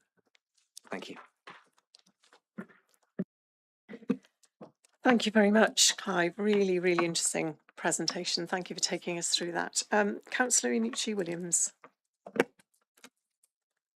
Thank you. I was just wondering, so you said about not putting defences in on places where we know there would be falls. Does the tech exist to sort of see places that are at risk in advance of the big fall? The answer might just be no, but there's quite often rockfalls at Jackson's. And obviously, if someone is on the beach, that is quite a danger. I was just wondering if we could see those in advance and whether or not anything could be done about them.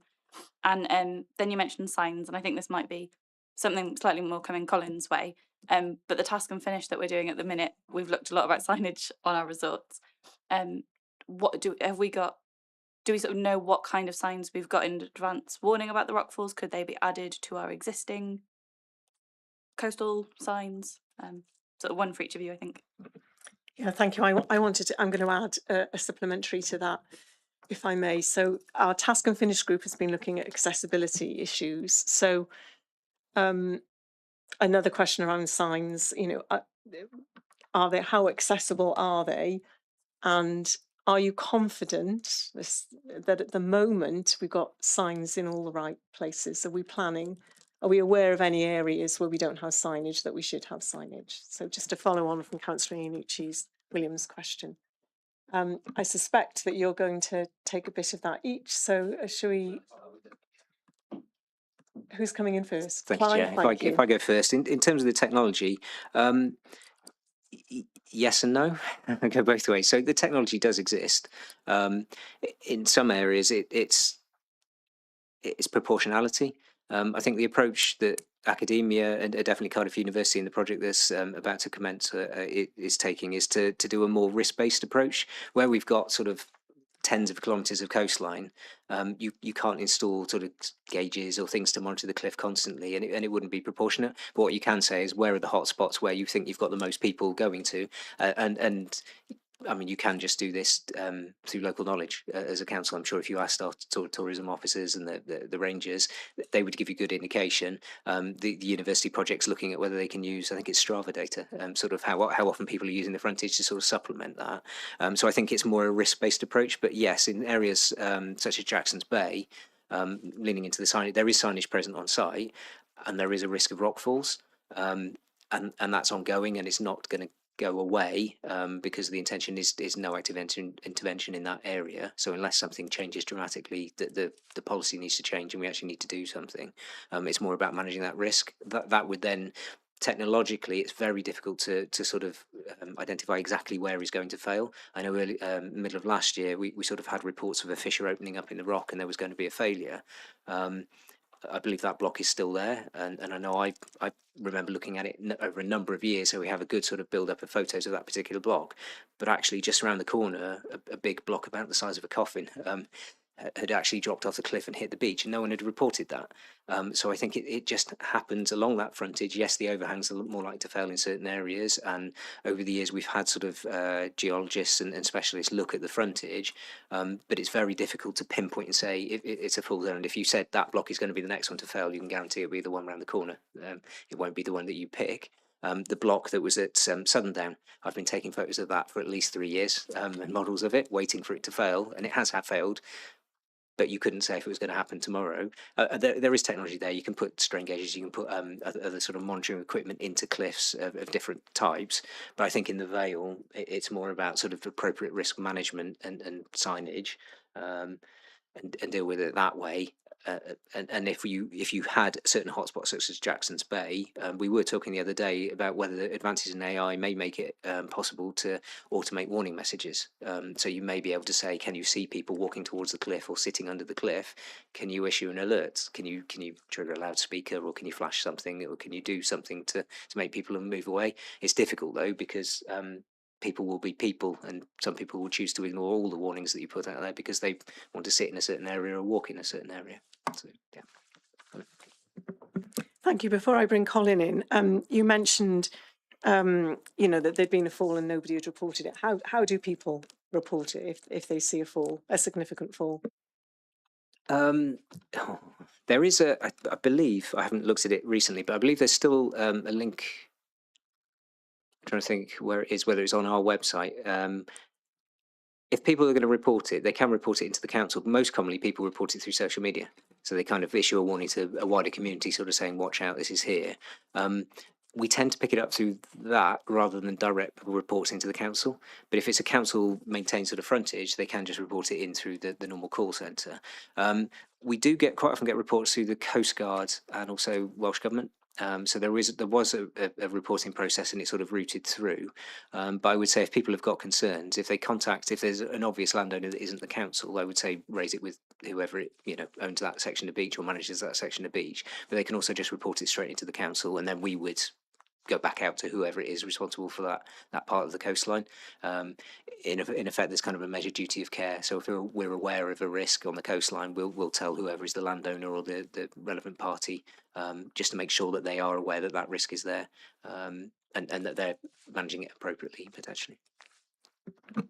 Thank you. Colin? Yes, thanks, Jem.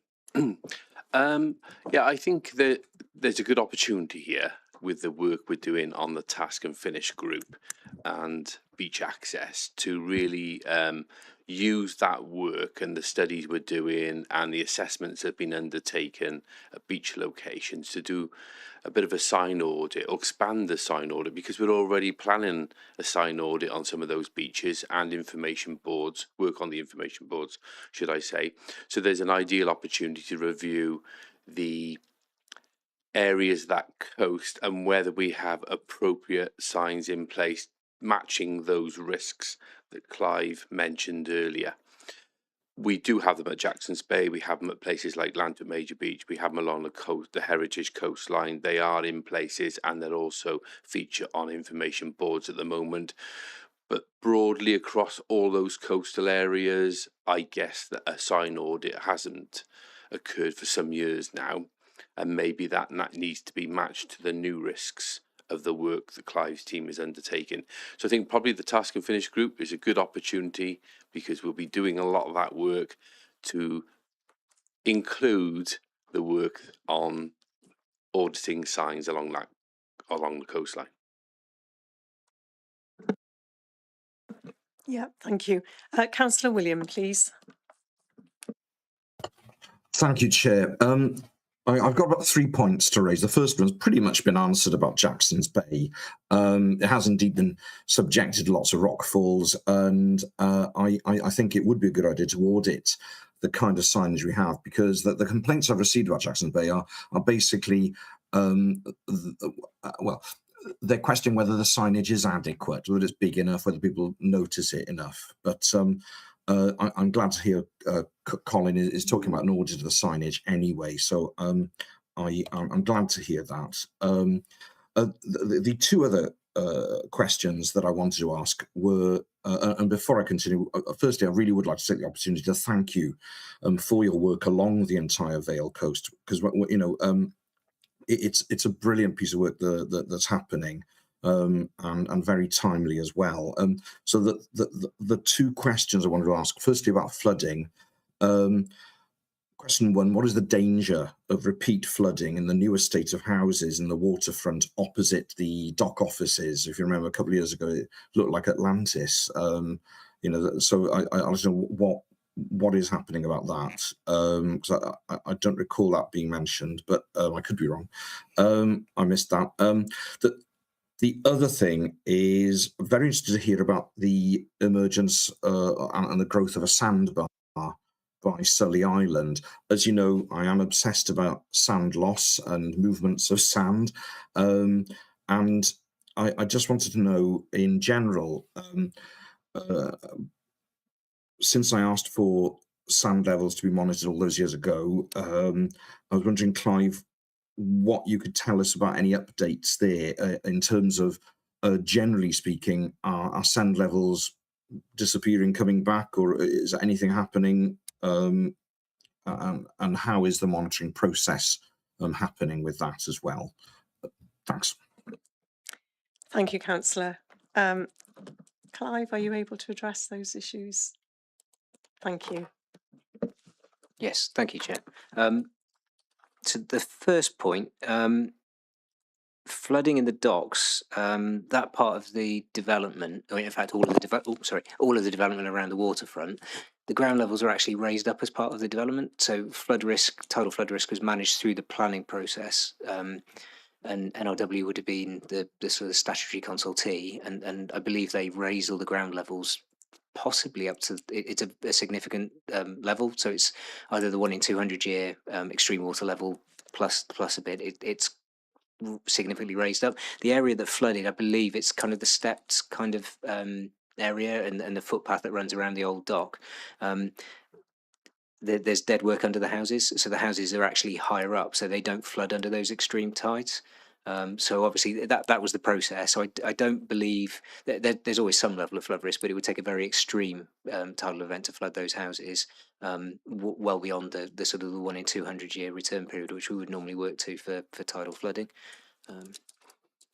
The second point was the Sully Island.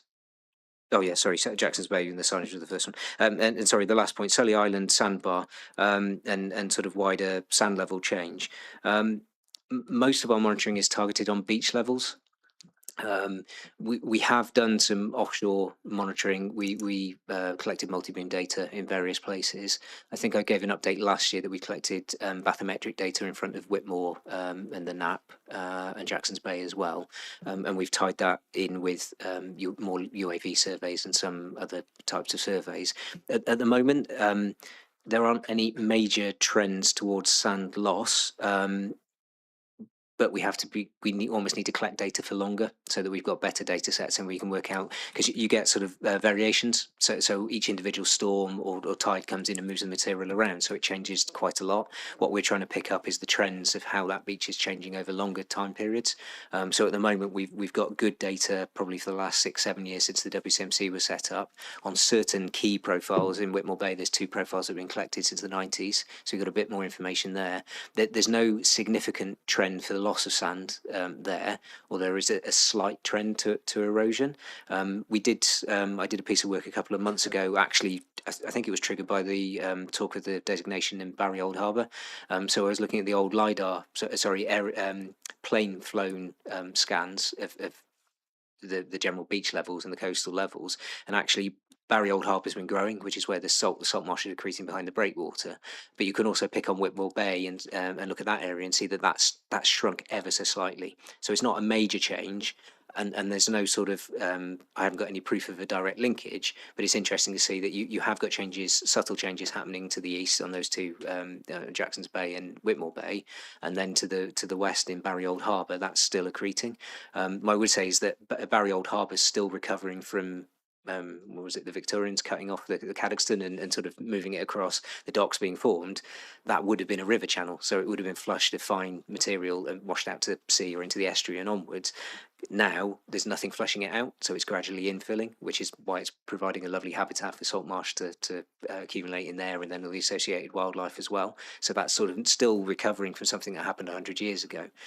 So I know a lot of the concerns were raised as a result of previous dredging in the area. To the best of my knowledge, there's no dredging now going on close enough to have a direct impact. And I'm not aware of any research that says that there is massive changes happening on the coastline in the sandier areas that indicate that there's sort of a legacy effect, that the levels are dropping 10 years later because there's a lack of material. Thank you. Really fascinating to hear about how the Through the Victorians have changed our landscape. Yeah, briefly, if you will, Councillor, because I've got a number of other people who want to come in. Of course. Firstly, thank you. You've anticipated, Clive, a lot of my other questions about the effects of the dredging and so on. So it's just really keeping a watching brief. Whitmore Bay especially is a very interesting one. It does fluctuate a lot. So like you said, over a period of many, many years, maybe we'll get a better picture. Thank you so much for that. Really fascinating. Thanks a lot. Thank you, Councillor. Councillor Ernest, please.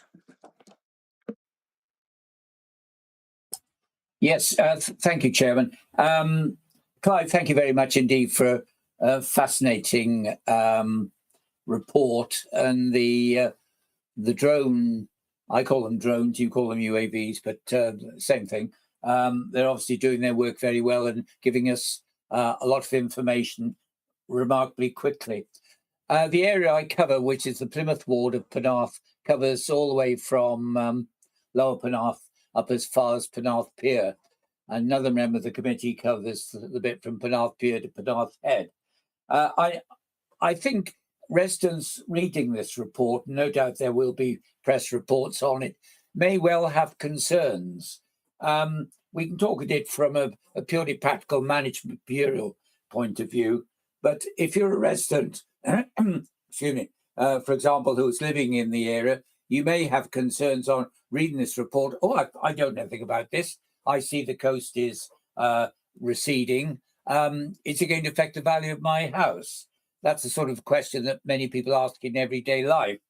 So really my question to you, Clive, is do you actually talk to residents living along the affected areas? It's all very well, I think, and understand what the role of the department is on this, but actually going out and speaking to residents along the area who could well be affected by the impact of climate change and receding of the cliff line, I think would be useful addition to the report. Perhaps you can just give me an assurance on that. Thank you. Thank you, Councillor. And just to broaden that, if I may, how do residents get information about coastal erosion and potential impact on property? Thank you. Thank you, Councillor Chair. Do we talk to residents? We do. We could probably do it better. I don't know how we could do it better yet, though, because some residents want to be well informed and other residents don't want to be well informed. So it's quite a challenge to work out how much information is enough and how much information is too much and may blight properties or cause problems. I think there's a wider acceptance now that we can't prevent all coastal erosion. It's a natural process. The cliffs have been eroding for thousands of years as sea levels have risen. In some areas, we have a hold the line policy where there's existing defences and they'll be held, but we do have a limited number of sort of properties, especially on Penarth Head and to some extent to the south, where they are at risk of coastal erosion. However, I don't like to put timescales on it, but probably not for quite a long time. As I said, it's very hard to predict exactly where the next failure will happen, but there's something called the National Coastal Erosion Risk Management sort of data set, which is available on Natural Resources website. So if you go to Natural Resources Wales flood risk mapping, they also have the coastal erosion risk management extents on there as well, that residents can have a look at that. The intention behind us supplementing and improving the monitoring on this section of coastline, especially around Penarth, is that we can use this data to improve. At the moment, there are no firm plans to update that product or that mapping, but when it does happen, these flights will be used to improve our understanding of how rapidly the cliffs are actually currently eroding, and whether the average rates that are used to generate buffers. So they look at sort of different likelihoods of erosion, and they put sort of bands on there to say how will that go back in the next 30 years, 50 years, going forward into the future. Fortunately, at present, there are a number of gardens that are affected. There's the coastal path, especially up on in front of the park in Penarth, where we do have falls, and we've had to move the sort of work with colleagues in other teams to move the fences back. But at the moment, there's no properties that are within that risk zone under the current predictions with NSERM. So hopefully that gives some of the residents comfort. But I would say is have a look at the NSERM, the National Coastal Erosion Risk Mapping product, which is available on the Natural Resources website. Alternatively, also the South Wales, it's actually the wrong coastal group, so the Severn Estuary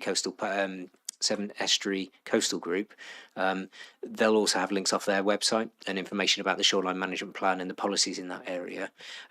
How, in terms of communications with the residents, if we're aware that we have a major cliff fall or a landslip underneath properties, such as I showed in the presentation, we'd always look at who's potentially impacted by that and are they aware that it's happened, because obviously they have a lovely outlook in some places over the cliff, but they can't necessarily see the cliff in front of them. So we do always make sure that residents who are affected are aware that there has been some erosion at the toe of the garden or affecting their property, and make sure that they're, to the best that we can, that they're sort of managing that risk. Like I said, at the moment, it's not a situation where it's likely to impact on houses or properties in the near future, but that's why we're collecting the evidence now to try and work out is that erosion rate, and maybe not me, but my successors in the future, is sea level rise accelerating the rate that erosion is happening, or actually is it just staying constant?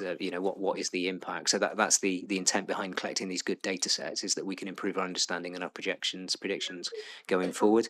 I mentioned the coastal groups. I think it's also through the coastal groups and also as an authority, there's a piece sort of developing at the moment about how we communicate shoreline management plans, what the policies in the shoreline management plans are, and how we communicate that to sort of resident stakeholders around the coastline. So it is a piece of work that we're working on as a local authority, but also through the coastal groups. There's a Wales Coastal Group Forum that sort of brings together all the chairs of all the coastal groups, and also Welsh Government sit on that. So there's various sort of organisations or groups at different levels around the Welsh coastline looking at how we better communicate that information to the residents. The NSERM data set's a relatively recent addition to the NRW website or the mapping product, and that's really useful because it just allows people to have a look at their property and see whether they are at risk in future. Yeah, but could I just come back in, Clive? Thank you for that. And I know Chairman will come Councillor, to me, just to say really briefly, if you would, because I do want to draw this I discussion to a close. I'm simply saying that I think a personal discussion with residents is distinct from looking at websites and links and Welsh Government policies is far superior. And, I would like to see a better liaison, if you like, between all those affected, whether it be Barry, Penarth, wherever it happens to be, and what the work you're doing. Because I think that whilst it's excellent work, Chairman, I think we've got to have that better liaison with the public. I'll end at that. Thank you. Thank you, Councillor. Councillor Hooper. Thank you, Chair. And I'll be brief. I think I can maybe help you with the concern you just had there, Clive. Just picking up on Councillor Ernest's point about communication with the public. There's a word that's been said 3 or 4 times by committee members and others that they found this to be fascinating today.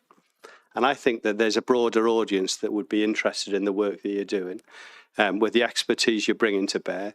I think it links to some of the things we've spoken about earlier with net zero, that people are interested in this, the work. I think there's a level of depth you can now go into using social media that can allow you to explain these things. We are not the only people who will find this sort of stuff fascinating. I think it gives an opportunity then for us to widen the audience to younger people, to those people who are going to have to deal with the consequences of some of these things in the future. You could be a star. This is your chance to be an influence. And the person who blames the Victorians for lots of things, as you've done just recently, I think would really fit into that. So this is really good work. Everyone said that. It's fascinating. It has a wider audience, I think. Thank you, Councillor. I agree entirely. Councillor Wilson, I'll give you the last word and then I'll draw this to a close. Thank you. Yeah, and can I thank Clive for his brilliant presentation? Just a few observations, really. I mean, I think when people walk round the cliffs, they need to be very aware of where they're going. And I think that is very important. And also they need to be aware of the notices. And if there are notices missing, they need to tell us. And if there are particular falls, they need to contact C1V if it's urgent, or the police even, because it can be very serious. So please do that. I think that's very important. And I know that, it's not going to go away. Cliff erosion is not just here, it's many parts of the United Kingdom, and it's a worldwide phenomenon. And as you rightly said, some of it is due to the fact that sea levels are rising and it's causing big issues. But also, we've got to bear in mind the Severn Estuary has got the second biggest tidal range in the world. And, that will have an impact.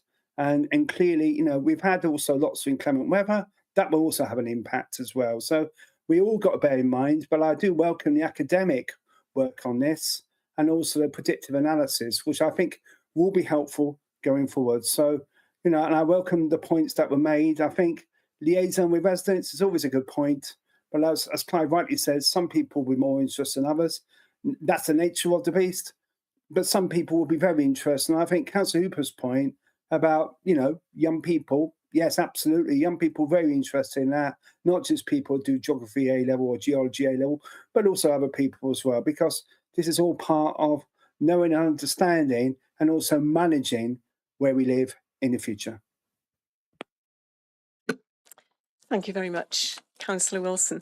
Thank you so much, Clive. I mean, as you hear from the feedback that you've had, and I remember the last time you came as well, we had a lengthy discussion as a result of the information that you've brought because of the level of interest in it. So excellent report, excellent presentation. Thank you. I'm going to pull together some recommendations which I think are for officers. I don't think they're wider than that.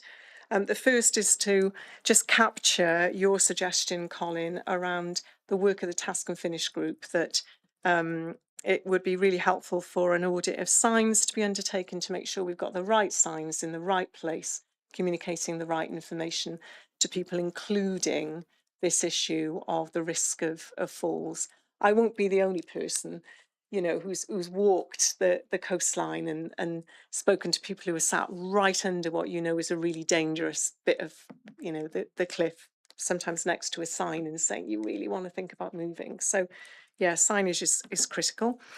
Second recommendation is around, Colin, could we consider adding information to the council's website about how to report falls? I take your point, Clive, about needing to report to the relevant landowner. I wouldn't know who the relevant landowner was if I was walking across, a bit of the coastal path.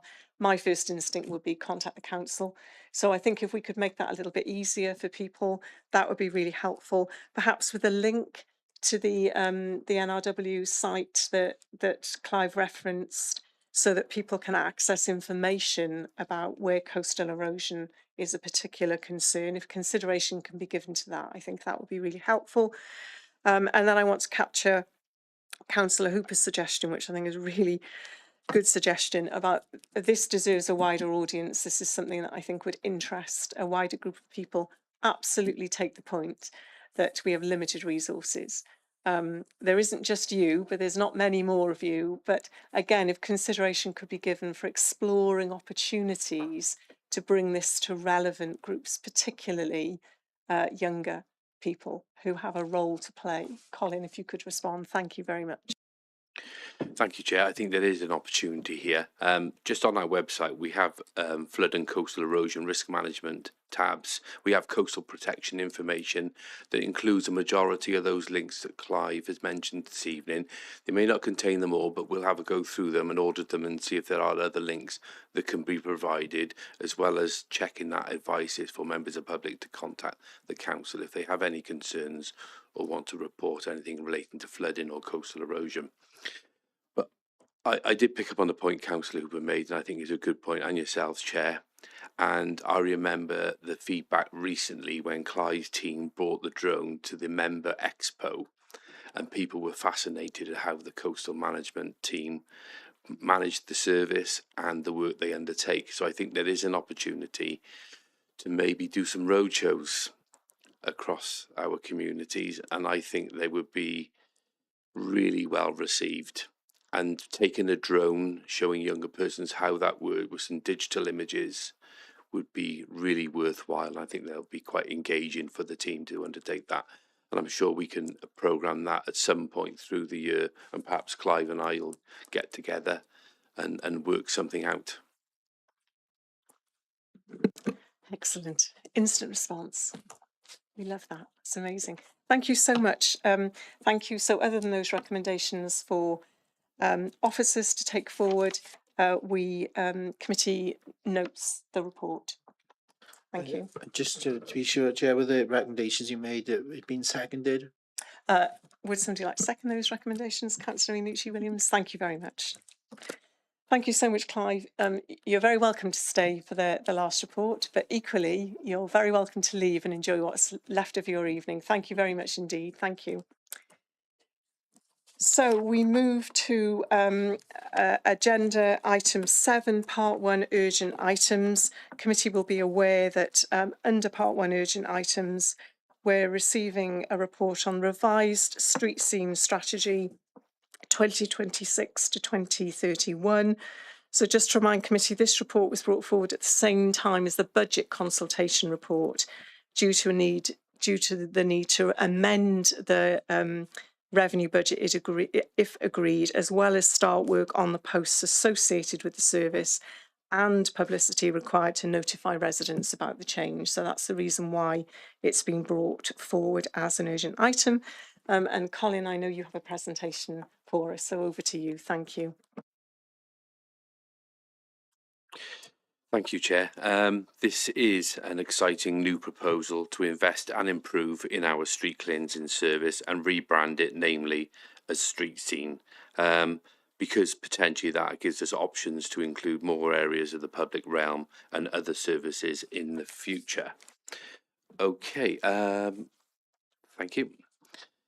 Just to set the scene as an introduction, our current cleansing service is provided under our imposed duties as a principal litter authority under Section 89 of the Environmental Protection Act 1990. And so we are legally responsible as an authority to provide this service, and this statutory duty is non-transferable, so we can't transfer that duty to anybody else. So our duty is to keep specified land and adopted highways free of litter and refuse, and we do that using Welsh Government's guidance in the Code of Practice for Litter and Refuse and associated guidance 2007, which is now in its 19th year. There is an intention to release new guidance later this year and modernise it. So due to ongoing financial challenges, it prompted a review of the street cleansing service for just as a result really of unprecedented financial challenges that we've seen in recent years, and the reshaping exercise was instigated, supported by the corporate transformation team. So as part of that work undertaken, 3 options were produced. And whilst we were undertaking that exercise and kind of producing those 3 options, we had an EPR settlement, or it was received during the review, which enabled us to consider an investment-led approach. Next slide, please. So just to explain what EPR means, EPR is the Extended Producer Responsibility Scheme for packaging regulations that came into force on the 1st of January 2025. So this means that packaging producers report packaging they place on the market and charge the fee. So all packaging that we use in our household, in our day-to-day life, and things we consume, eat, drink and use are all now subject to a fee on the producers and manufacturers of those products. So it's based on the producer pays principle. So the scheme administrator has been appointed, which is PAC UK, and they will collect and distribute those fees to local authorities. So this is not just in Wales, this is UK wide. So every local authority that manages packaging waste will receive a reimbursement of managing it. So ultimately what that means is that all those packages, companies that produce these products and profit from producing those products, the taxpayer now is not responsible for managing that waste at the end. So local authority payments in year 1 for our period April 2025 until March 2026, and PAC UK will assess the effectiveness of authorities. So it's important that the local authorities invest in their recycling services.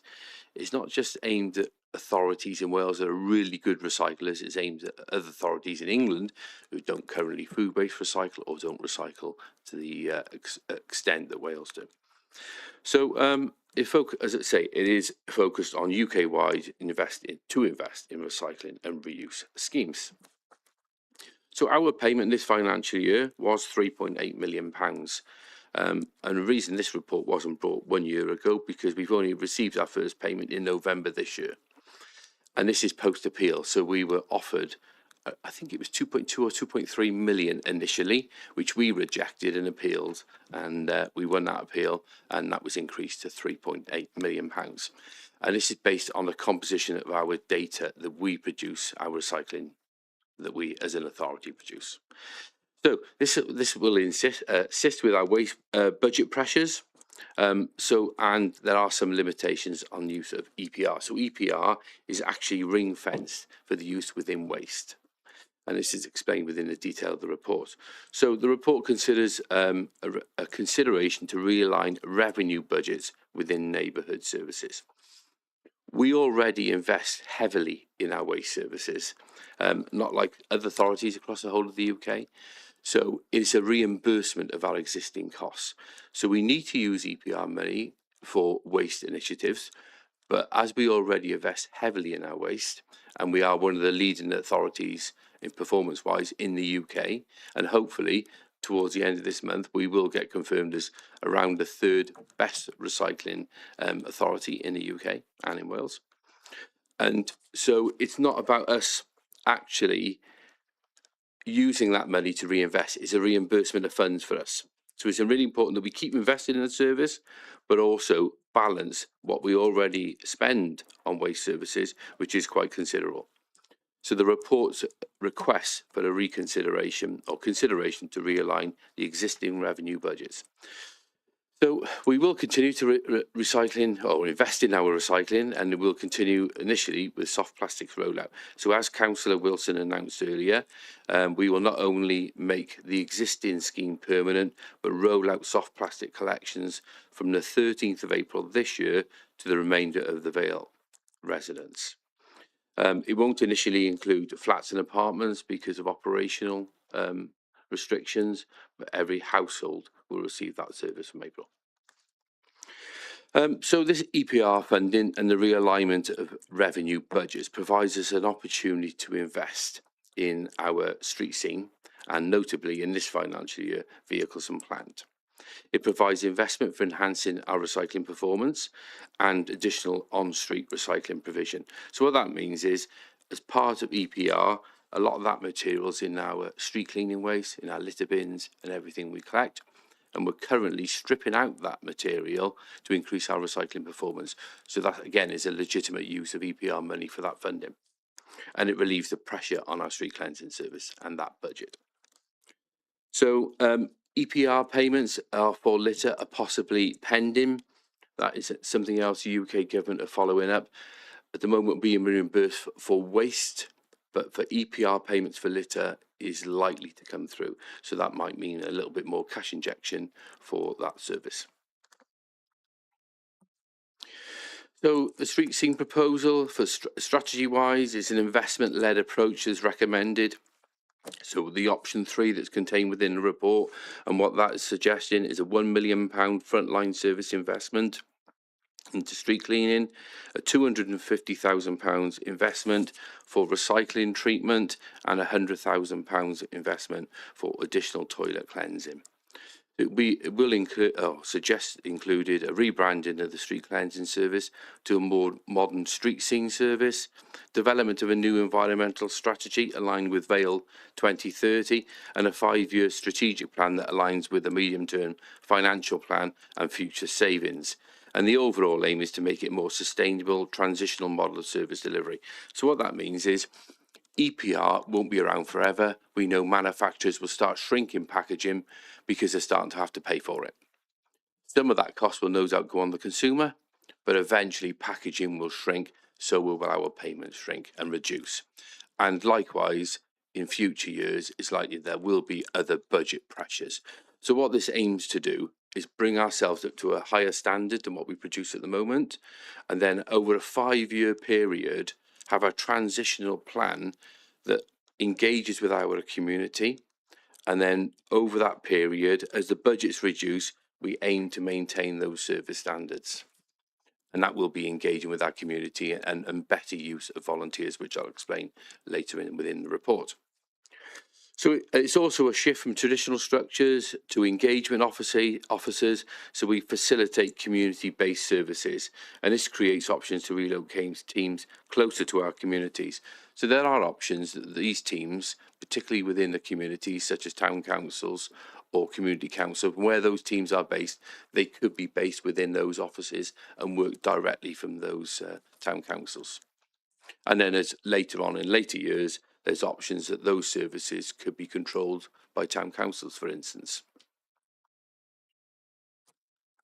So the key enhancements the service is proposing, or the report proposes, the proposal aligns with the council's placemaking priorities. So this would mean 5 new visible street scene teams, 4 for the placemaking towns and 1 for large villages. A remit to enhance local environmental quality. So these teams aren't there to provide existing services, they're to supplement existing services. So they're there to provide the enhancements such as power washing, graffiti removal, weed control removals, and rapid response to spillages. It also suggests or it provides a dedicated fly tipping vehicle specifically for Barry. Because that's where the greater demands are. There's rear lanes to the high streets, Broad Street, and more lanes and alleys, should we say, behind those gated areas. And we don't have that proportion of lanes anywhere else in any of our towns. And the demands in Barry are slightly different. So that vehicle will not only do fly tipping, but it will also do an inspection of certain areas of the high streets, the Broad Street, Island Road, all of those areas where we get challenges, on a daily basis to remove fly tipping or dump waste to improve the appearance of our town. It'll also include enhanced public convenience cleaning at our town centres, reinstatement of regular strategic route cleansing for towns and gateways. This is really important because over a number of years we've reduced the amount of work we do on strategic routes. So to put it into kind of context, we used to have multiple teams out every weekend doing certain areas where there was high levels of risk. This would include cleaning the whole of the A48. These would include doing lanes and areas like over to Leckwith, Cardiff Road, where there's no pavements. So areas that are difficult to cleanse within a normal working day. And to put it into concept, we had those teams out every weekend over many years ago.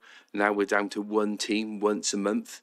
So it takes us 6 months at a time sometimes to get round some of those strategic routes. So it'll be a full reinstatement of that.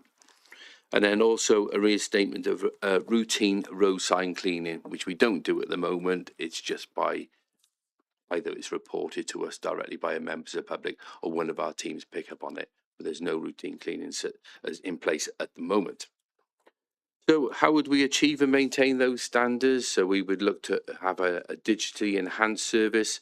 So we provide high-level inspections at our town centres by our engagement officers with seasonal action plans, development of QR codes, encouraging comments and feedback on livery, website and place making signs.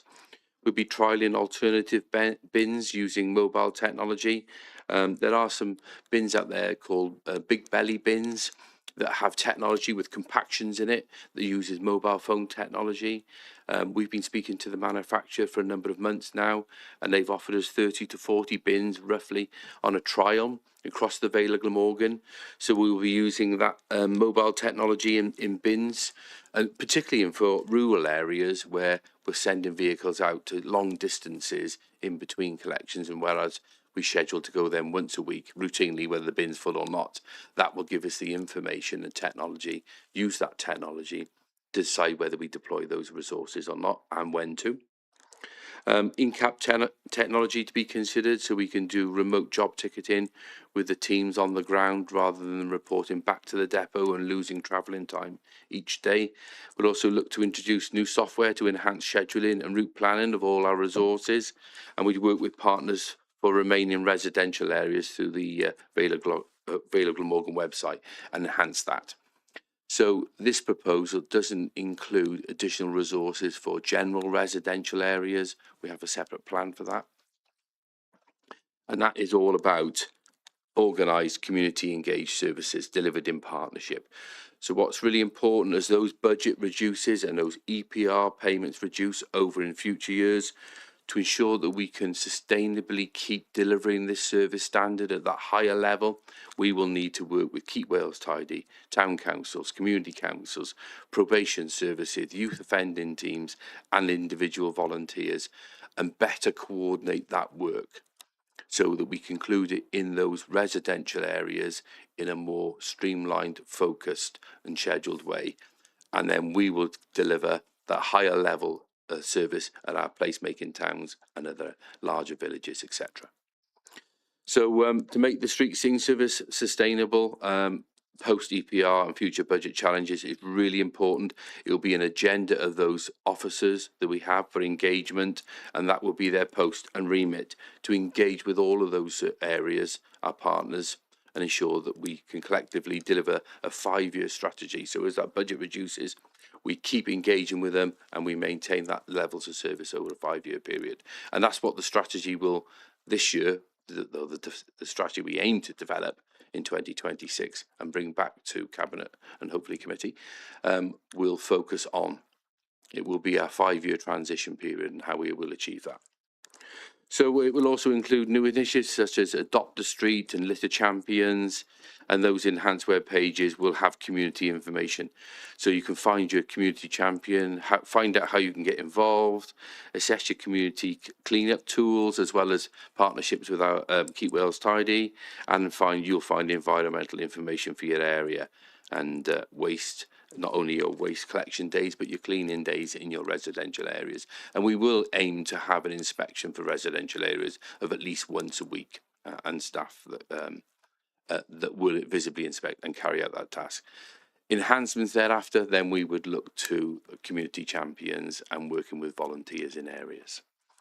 So we'd also look at licensing agreements with utility companies and other landowners, and this is in reference to things like telephone boxes or the cable boxes that we see in our areas that are not ours, and they obviously get vandalised or they get covered in graffiti. So we'd work with these utility companies, and perhaps they could supply the paint, and our street care teams then would come along and paint them and update them to improve local environmental quality in general.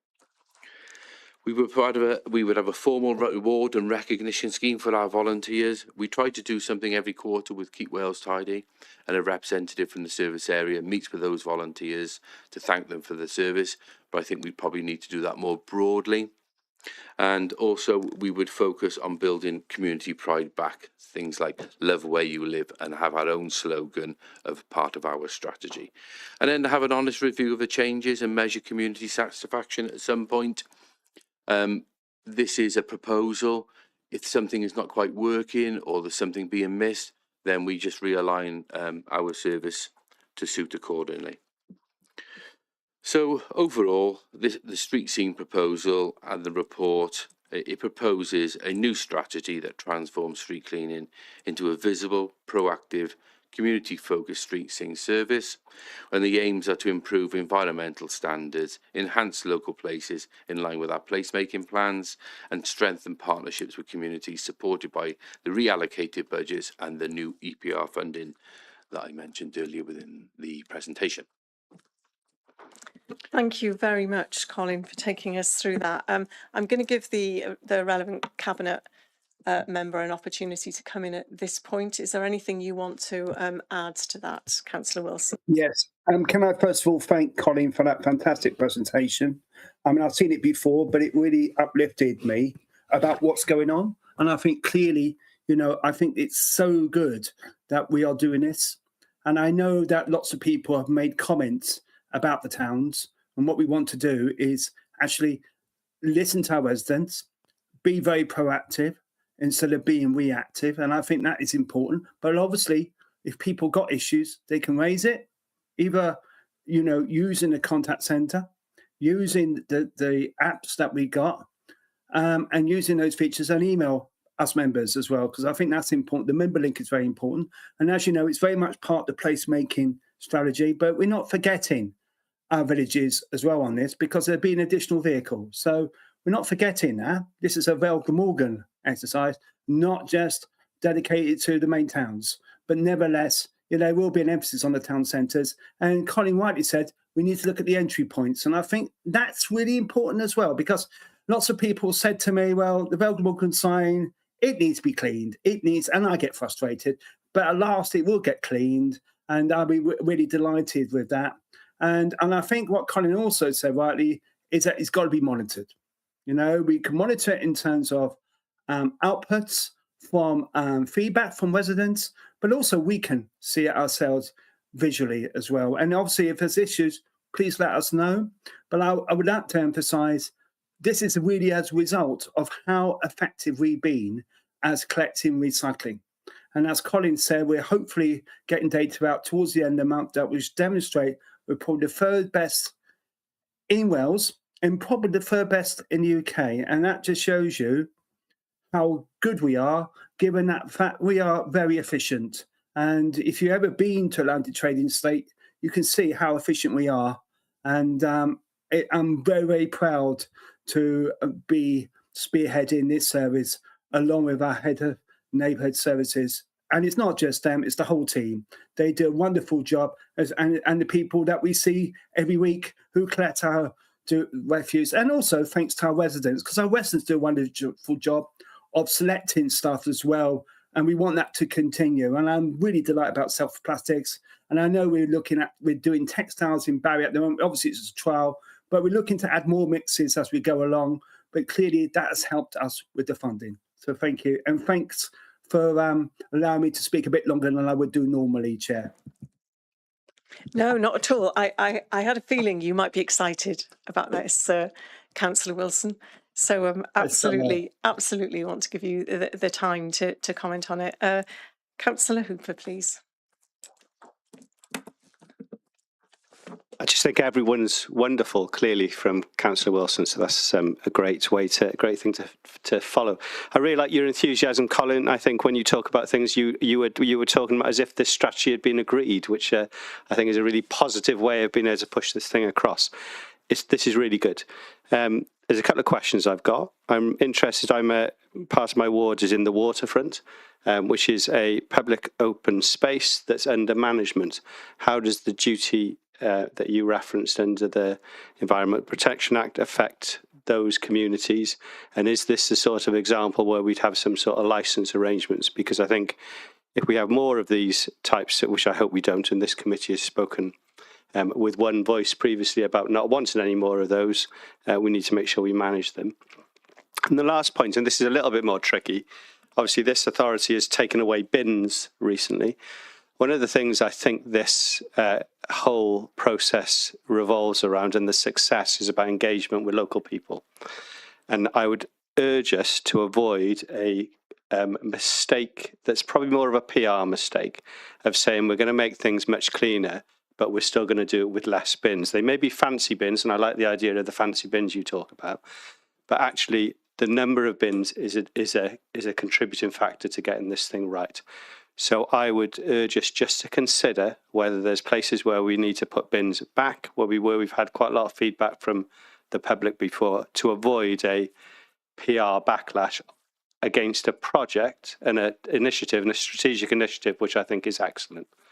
Thank you, Chair. Yeah, absolutely agree, Councillor Hooper. Colin? Can I just clarify, Councillor Hooper? The area of the waterfront, are we referring to the area that is under private management? Okay, so the duty wouldn't rest with the authority. The duty would rest with the management company who manage and own that land. That can't be transferred. But what we can do as an authority, we do have enforcement powers. So if there is litter within that area, within that open space, we could consider taking enforcement action against them.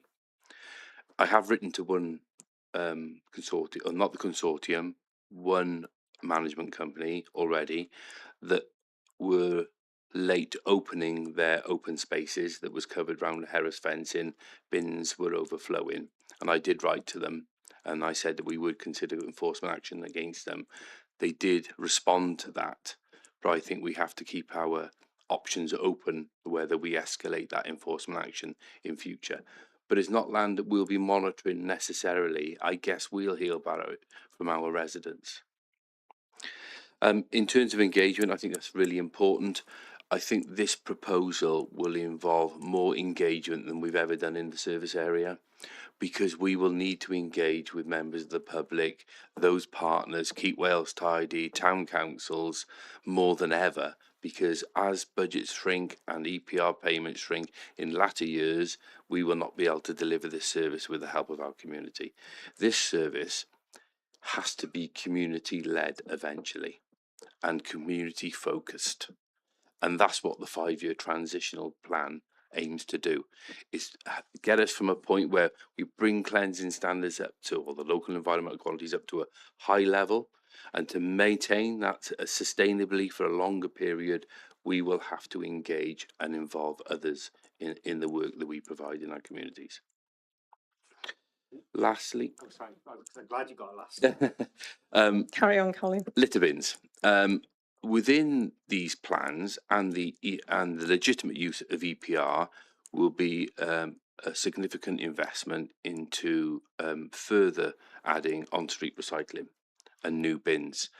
And what we've always said to any resident or any community that has concerns about the rationaliser bins previously is, if they have concerns, raise it with us and we will undertake a litter survey in that area.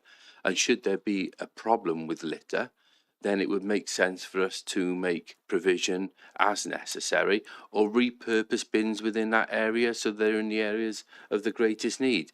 It doesn't make sense to have areas covered in litter which causing our staff taking longer time to collect that litter than having it in an area where there's a bin that's required. And usually when we've repurposed bins from an area rather than replace or install new, it's worked very well. And we will always say that we are the principal litter authority, and if there's a problem in one area, then we will have a duty to ensure we have provision or make the needs necessary, which is the most efficient way of dealing with that litter. Thank you, Colin. Councillor Norman, please. Thank you, Chair. Thank you, Colin, for some fantastic news on about rolling out the plastic recycling. 2 points. First of all, how will the residents be informed of this? I mean, it's all very well to tell us in these meetings that on the 13th of April we're going to start collecting in the rural Vale, well, everywhere else in the Vale. If the residents don't know about it, it's not a lot of good. And secondly, how is it going to be collected? Are we going to be told we can put a bag out, or we're going to have separate bags for it, or what have you? That's 1 point. And so I'll let you answer that one first. Thank you. Colin, thank you. Thank you, Councillor Norman. Some really good points there. So, like we've done with other previous or service rollouts relating to waste, we've already designed a bespoke leaflet that we'll be distributing to all residents, and we'll be providing blue bags to contain the soft plastics. Wow. That's worked really well in the Penarth area. I haven't prepared a presentation in terms of soft plastics, but in hindsight, maybe I could have added a slide for that, because it is a really good positive news story for residents. But it's what we've done in the Penarth area for the trial is provided a small blue bag. Well, it's not reusable actually. It's a plastic bag because there's no other way of doing it. And residents fill the soft plastics within that bag, tie that bag, and put it within your existing blue bag. Your blue bag that contains plastics and metals. And then when it gets to the plant at Atlantic Trading Estate or the satellite plant in Cowbridge, what happens when that material goes up the escalator like it does on a normal day-to-day business? We have somebody picking off those blue bags. They drop them into a bespoke chute that goes directly into a soft plastics baler, and we bale it directly at source. And when that bale is full, we literally take the bale out and we stack it into storage. So it's a really efficient way. So there's no more containers other than using the blue plastic bag and then putting that in within the large blue bag, curbside bag. And where will we get the blue plastic bags from? We will deliver them direct to all residents as part of the scheme and give 1 year's supply up in advance with the leaflet to every doorstep. So similar to what we've done when we rolled out the new curbside service, when we added batteries and when we added textiles, it's the same branded leaflet that we've used for every service rollout, and it'll be bespoke for soft plastics with an instruction leaflet. And those bags will be delivered, I say, directly to everybody's doorstep. And then, great news. Is that answer all your question, Councillor Norman? Sorry, Councillor. Did you have another question you wanted to come in on? Yes. Yeah, please go ahead. And a supplement, well, not supplementary, in addition to that, you talked about the toilet cleaning. Now, in Lantwick Major, we're in the process of the Town Council taking over on asset transfer the responsibility for the town toilets, public toilets. How will this affect that then? Will the Vale still carry on cleaning the toilets, or will that be down to the Town Council? Thank you, Councillor Norman. That will be down to the Town Council once that asset is actually transferred. Right, thank you. Okay. I was just going to say, Councillor Norman, as members of the Scrutiny Committee, or open it up for all members of the Scrutiny Committee, if anybody wants to come and see how the soft plastics is working at Atlantic Trade and Estate, then we can set up a site visit prior to April, the rollout, and we can show you the literature in advance and how the operation works. So it may be useful for answering any residential queries, and we can set that up quite promptly. Lovely. Thank you very much indeed. This is why everybody's queuing up to be a member of this committee, because I think we're the only committee that does field trips. So thank you, Colin. I'd like to take you up on that. Kirsty, please. Thanks, Chair. I just wanted to say that it's really good to see that the council is looking at engaging and supporting the residents to get involved. I think it's really important that we encourage residents to take some responsibility for their communities, because I feel that that's slipped away over the years.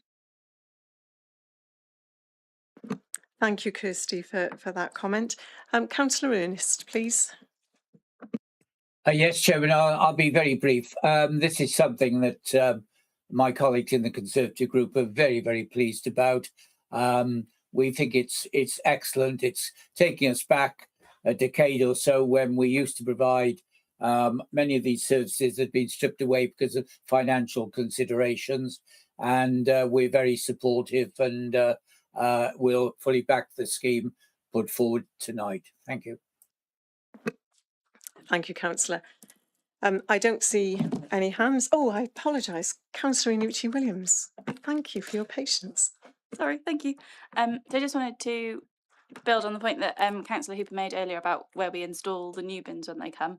I bet nobody realised they'd be so excited about bins this evening. Just wondering if there'll be an element to consult ward members on where new bins come, if they are coming, and it's not the point of the committee, but if I can be a little bit parochial, the nice new recycling bins that made it to Barry Island waterfront, like the new recycling ones didn't make it to the east end of Barry, and I don't know if they made it further afield. So it would be nice to see those at other places, possibly in our parks or green spaces, as well as at coastal resorts. Yes, thank you. The last scheme that we started introducing the on-street recycling provision of bins, we only had funding for 25 bins in total. So we shared them out across the town centres, large villages and certain areas, and we haven't been able to fund additional bins since then. This will provide us with an opportunity to further invest, and there's two elements of investment. One is through a Tidy Towns grant that we've received for cleaning town centres, and the committee may have seen recently that we have been visible on King Square, power washing, and we're going through all the placemaking towns and large villages over up until the end of this financial year, making an impact prior to the proposals of rebranding the street scheme service. And in that, there is funding from Welsh Government to undertake this initial clean-up and we are proposing to invest another £30,000 to £40,000 from that funding for recycling provision, and there is up to £100,000 within the EPR funding for new on-street recycling provision. So it will be considerably more than what we've ever had before. And the initial idea is to replace like for like. So where we've got bins in town centres, the idea is to change them for on-street recycling bin, but they will still have a residual or general waste element to it as well. That will be initial focus, and to put them on more wider places as well. Thank you very much, Colin. I'll draw us to a close. Very unusually for me, I don't have any questions, and that's because the report answers all the questions that I would have raised. I mean, I think it's an excellent report. It's, as you said at the beginning, Colin, it's a really exciting opportunity. It's really good to be in a position where we've got investment in this vital area, an area that matters so much to residents across the Vale. Congratulations to everybody that's worked so hard to bring this about. I'm sure committee would want to echo Councillor Wilson's thanks earlier, and particularly to extend our thanks to residents, because it's thanks to their engagement with us that's brought us to this point where we're able to invest. Particularly well done to whoever was involved in challenging the original offer to make sure that was raised from 2.2 to 3.8, a really significant increase in investment back into the service. I think committee will just look forward to seeing how this is rolled out and to receiving updates in future. So thank you very much. And as I say, just congratulations and well done to everybody that's worked so hard to get us to this point. Thank you. I'll bring us to the recommendations committee. The recommendation for committee was that we would consider the report, and then if there were no recommendations back to Cabinet, the first 5 recommendations that are contained within the report are therefore agreed. I'll run through those very quickly so committee is very clear what has therefore been agreed by Cabinet. That they note the reimbursement of 3.8 million from Packet UK, that Cabinet agrees in principle to the rebranding of street cleansing, replacing it with a new modern street scene service that will be focused on engagement and seek to increase community involvement and participation. That Cabinet agrees in principle the allocation of extended producer responsibility funding for 2025-26 and 2026-27 as detailed within the report. That Cabinet agrees in principle to amend the Neighbourhood Services revenue budget for 2025-26 and 2026-27, and that Cabinet agrees in principle to repurpose and create the posts identified within the report. We've not had any comments on those recommendations. Councillor Hooper, do you want to come in on that? So it was just to put the additional, but so we're talking to residents and saying we've got this money to improve your street scene. The area I talked about in the waterfront, that in public open areas, I'd quite like committee to consider adding a point to this, whereby Colin said that they will respond robustly to make sure that they maintain their requirements. I just wonder whether this can be added to this point, particularly as this committee in the past has been so concerned about these managed areas. So I don't think that changes those 5 recommendations, which will now be agreed by Cabinet. We're not commenting on those 5 recommendations. So those 5 recommendations, therefore, are agreed by Cabinet. So we have no feedback for that. But the proposal is that we add an additional recommendation. Is that for officers, Councillor Hooper? I think so. Yeah. Do you want to just give us the wording for that recommendation? Given the enhanced PR activity associated with this strategic project, can we just ensure that privately managed areas that are public spaces also receive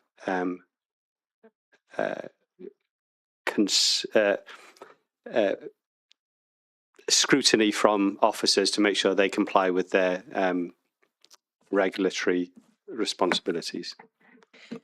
So can I just summarise that council uses the powers, whatever powers it has, to ensure that public spaces that are in private hands are also monitored effectively. Is that it? We're going to work on this together. Great. Okay, we got it. Good. So that's a recommendation for officers. Councillor Hooper, you're presumably proposing that. I'll second that. And that then brings us to the end of committee. Thank you. It's been a really long night, committee members. So thank you very much for your engagement. Thank you to all the officers, particularly Colin, who stayed with us through the whole committee meeting. Grateful for your time, Colin. Just remains for me to say thank you, and that concludes our business. And just to remind you that our next meeting is scheduled for Tuesday, the 24th of March at 6 p.m. Thank you very much, everybody, and good night.